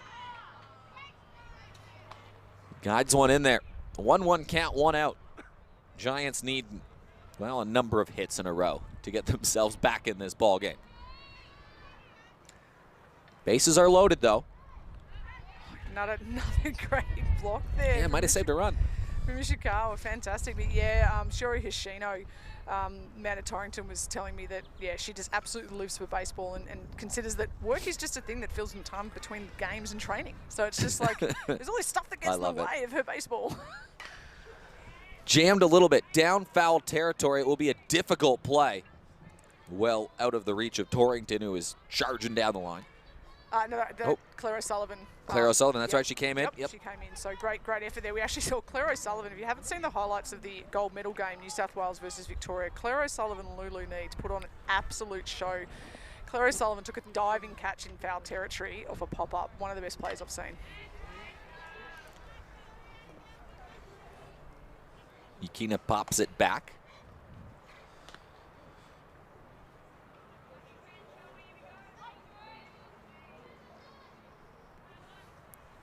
A home run would make it very interesting here. It's deep. It's towards center field. Does it have the distance? It doesn't quite. It rattles off the top end of the wall. It scored 1 run. Runners had to be a bit cagey because if that ball is caught and you were caught off your bag, you'd be in trouble. But either way, it's an RBI for Yukina, her second one of the day. It keeps the bases loaded, and it puts a run on the board for the Giants. Yeah, nice piece there, but that's tough for the centre fielders. We've talked about the fence and we talked about that, and Elodie O'Sullivan playing a bit of a shorter centre field here. She runs back on the ball really well. We can see how well she runs back, but she's also playing only a second game on this field. There is no warning track, and there's been a lot spoken about the outfield fence. We've got some, I guess, plastic water barriers with some fencing around it, so she's not quite sure where that fence is. And she only just missed that. So that's absolutely a great effort from Elodie O'Sullivan. Could have taken a really great catch there. But 2 big swings from Jess Maslin. She was looking to make it a 3-run ball game with 1 swing of the bat. Now she's behind 0-2. Comes back inside. Is it difficult as a batter in a situation like this, chasing runs, bases loaded, not to swing out of your shoes? Temptation would have to be there. Yes. It is as well, particularly if you've got a pitcher who looks like it's a fastball and it's just cutting at the last second as well. But you really need to be making sure, from an Adelaide perspective right now, Jess Maslin needs to be looking at the situation. 7 runs down, bases loaded and 1 out. She needs to make sure she keeps it away from the corners, stay out of the double play, look for something to drive. Jammed. She can keep the batters turning over. Maddie Heath swings a pretty good bat after. And we saw what Carly Moore did yesterday. So obviously, yeah, if Maslin can, as I said, keep it away from the corners and look to get something, drive it up the middle, keep it away from Burgermeister at shortstop, or of course, just have a quality at bat and really be choosy. The pressure's on the mound here. We talk about pressure, does it exist? But right now, Hoshino needs to throw a strike because she would know she doesn't want to keep the lineup ticking over as well. So again, it's that battle within a battle. Rain picking up a little bit, and that one dips away. The Giants have another run on the board. Letton will score. Bases stay loaded. And it becomes interesting because now the Giants down 11-5. A couple more runs, the game becomes slammable, but the rain is really picking up, and that has to impact everybody.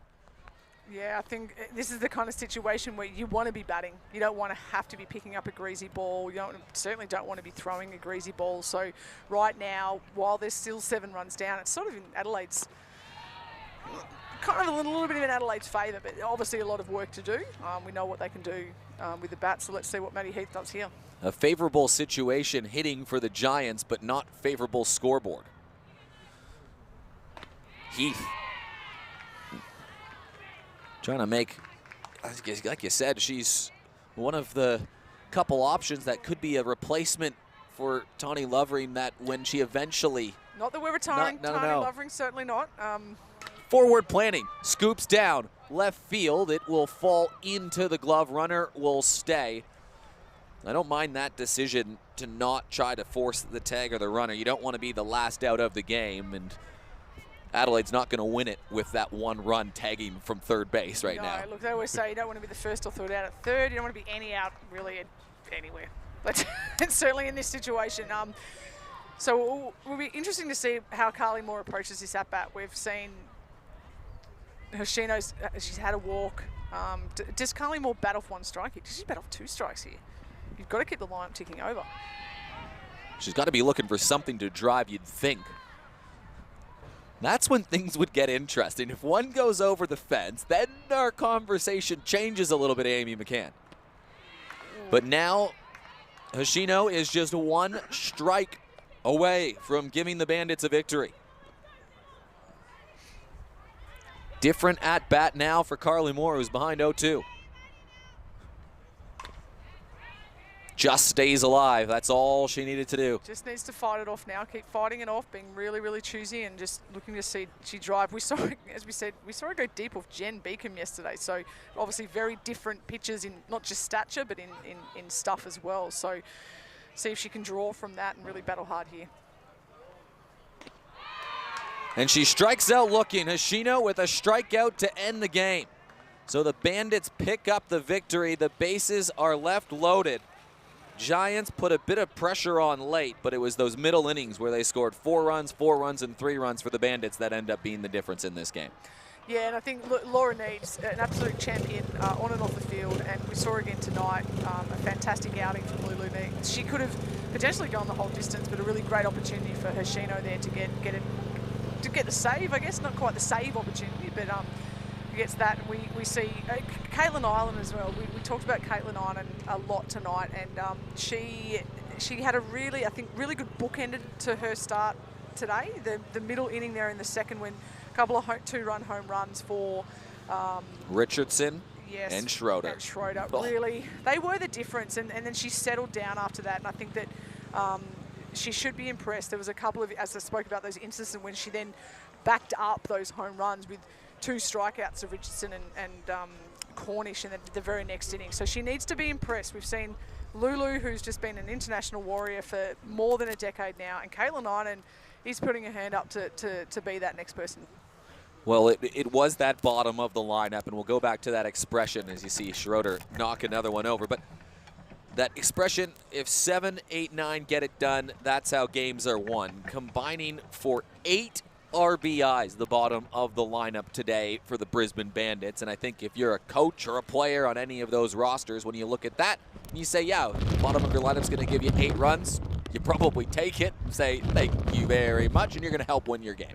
Exactly, and the bottoms of the lineups here, they're quality players, because remember, this is a showcase. This is the best of the best in Australia. So your 7, 8, 9s could very well be, I think 7, Jordan Richardson, I think was the cleanup. She was certainly in the top, figuring in the gold medal lineup for New South Wales, and suddenly she's batting 7, which that's a big ask for someone like Caitlin Island coming out and throwing to a cleanup of a gold medal championship winning team in 7. And as you said early on, Adelaide didn't string the hits together, but they, at the bottom of the lineup, strung the hits together and really capitalised on those 2 home runs. And again, Laura Needs, she's just, I think everybody, whether you're on her team or you're not on your team, you can't help but get better by watching and just learning from her.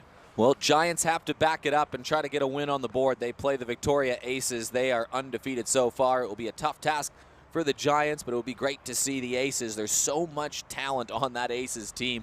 We said last to Aboriginal existence today. When you land in Melbourne, there's numerous experiences around the city. Culture left, right, and center in Melbourne. You can visit melbourne.com and get your trip started to Victoria today. Amy and I are going to take about a 1 hour break, and we'll be back with you for a blockbuster, a big South Australian Victoria rivalry coming your way later tonight. Bandits win this one 11-5.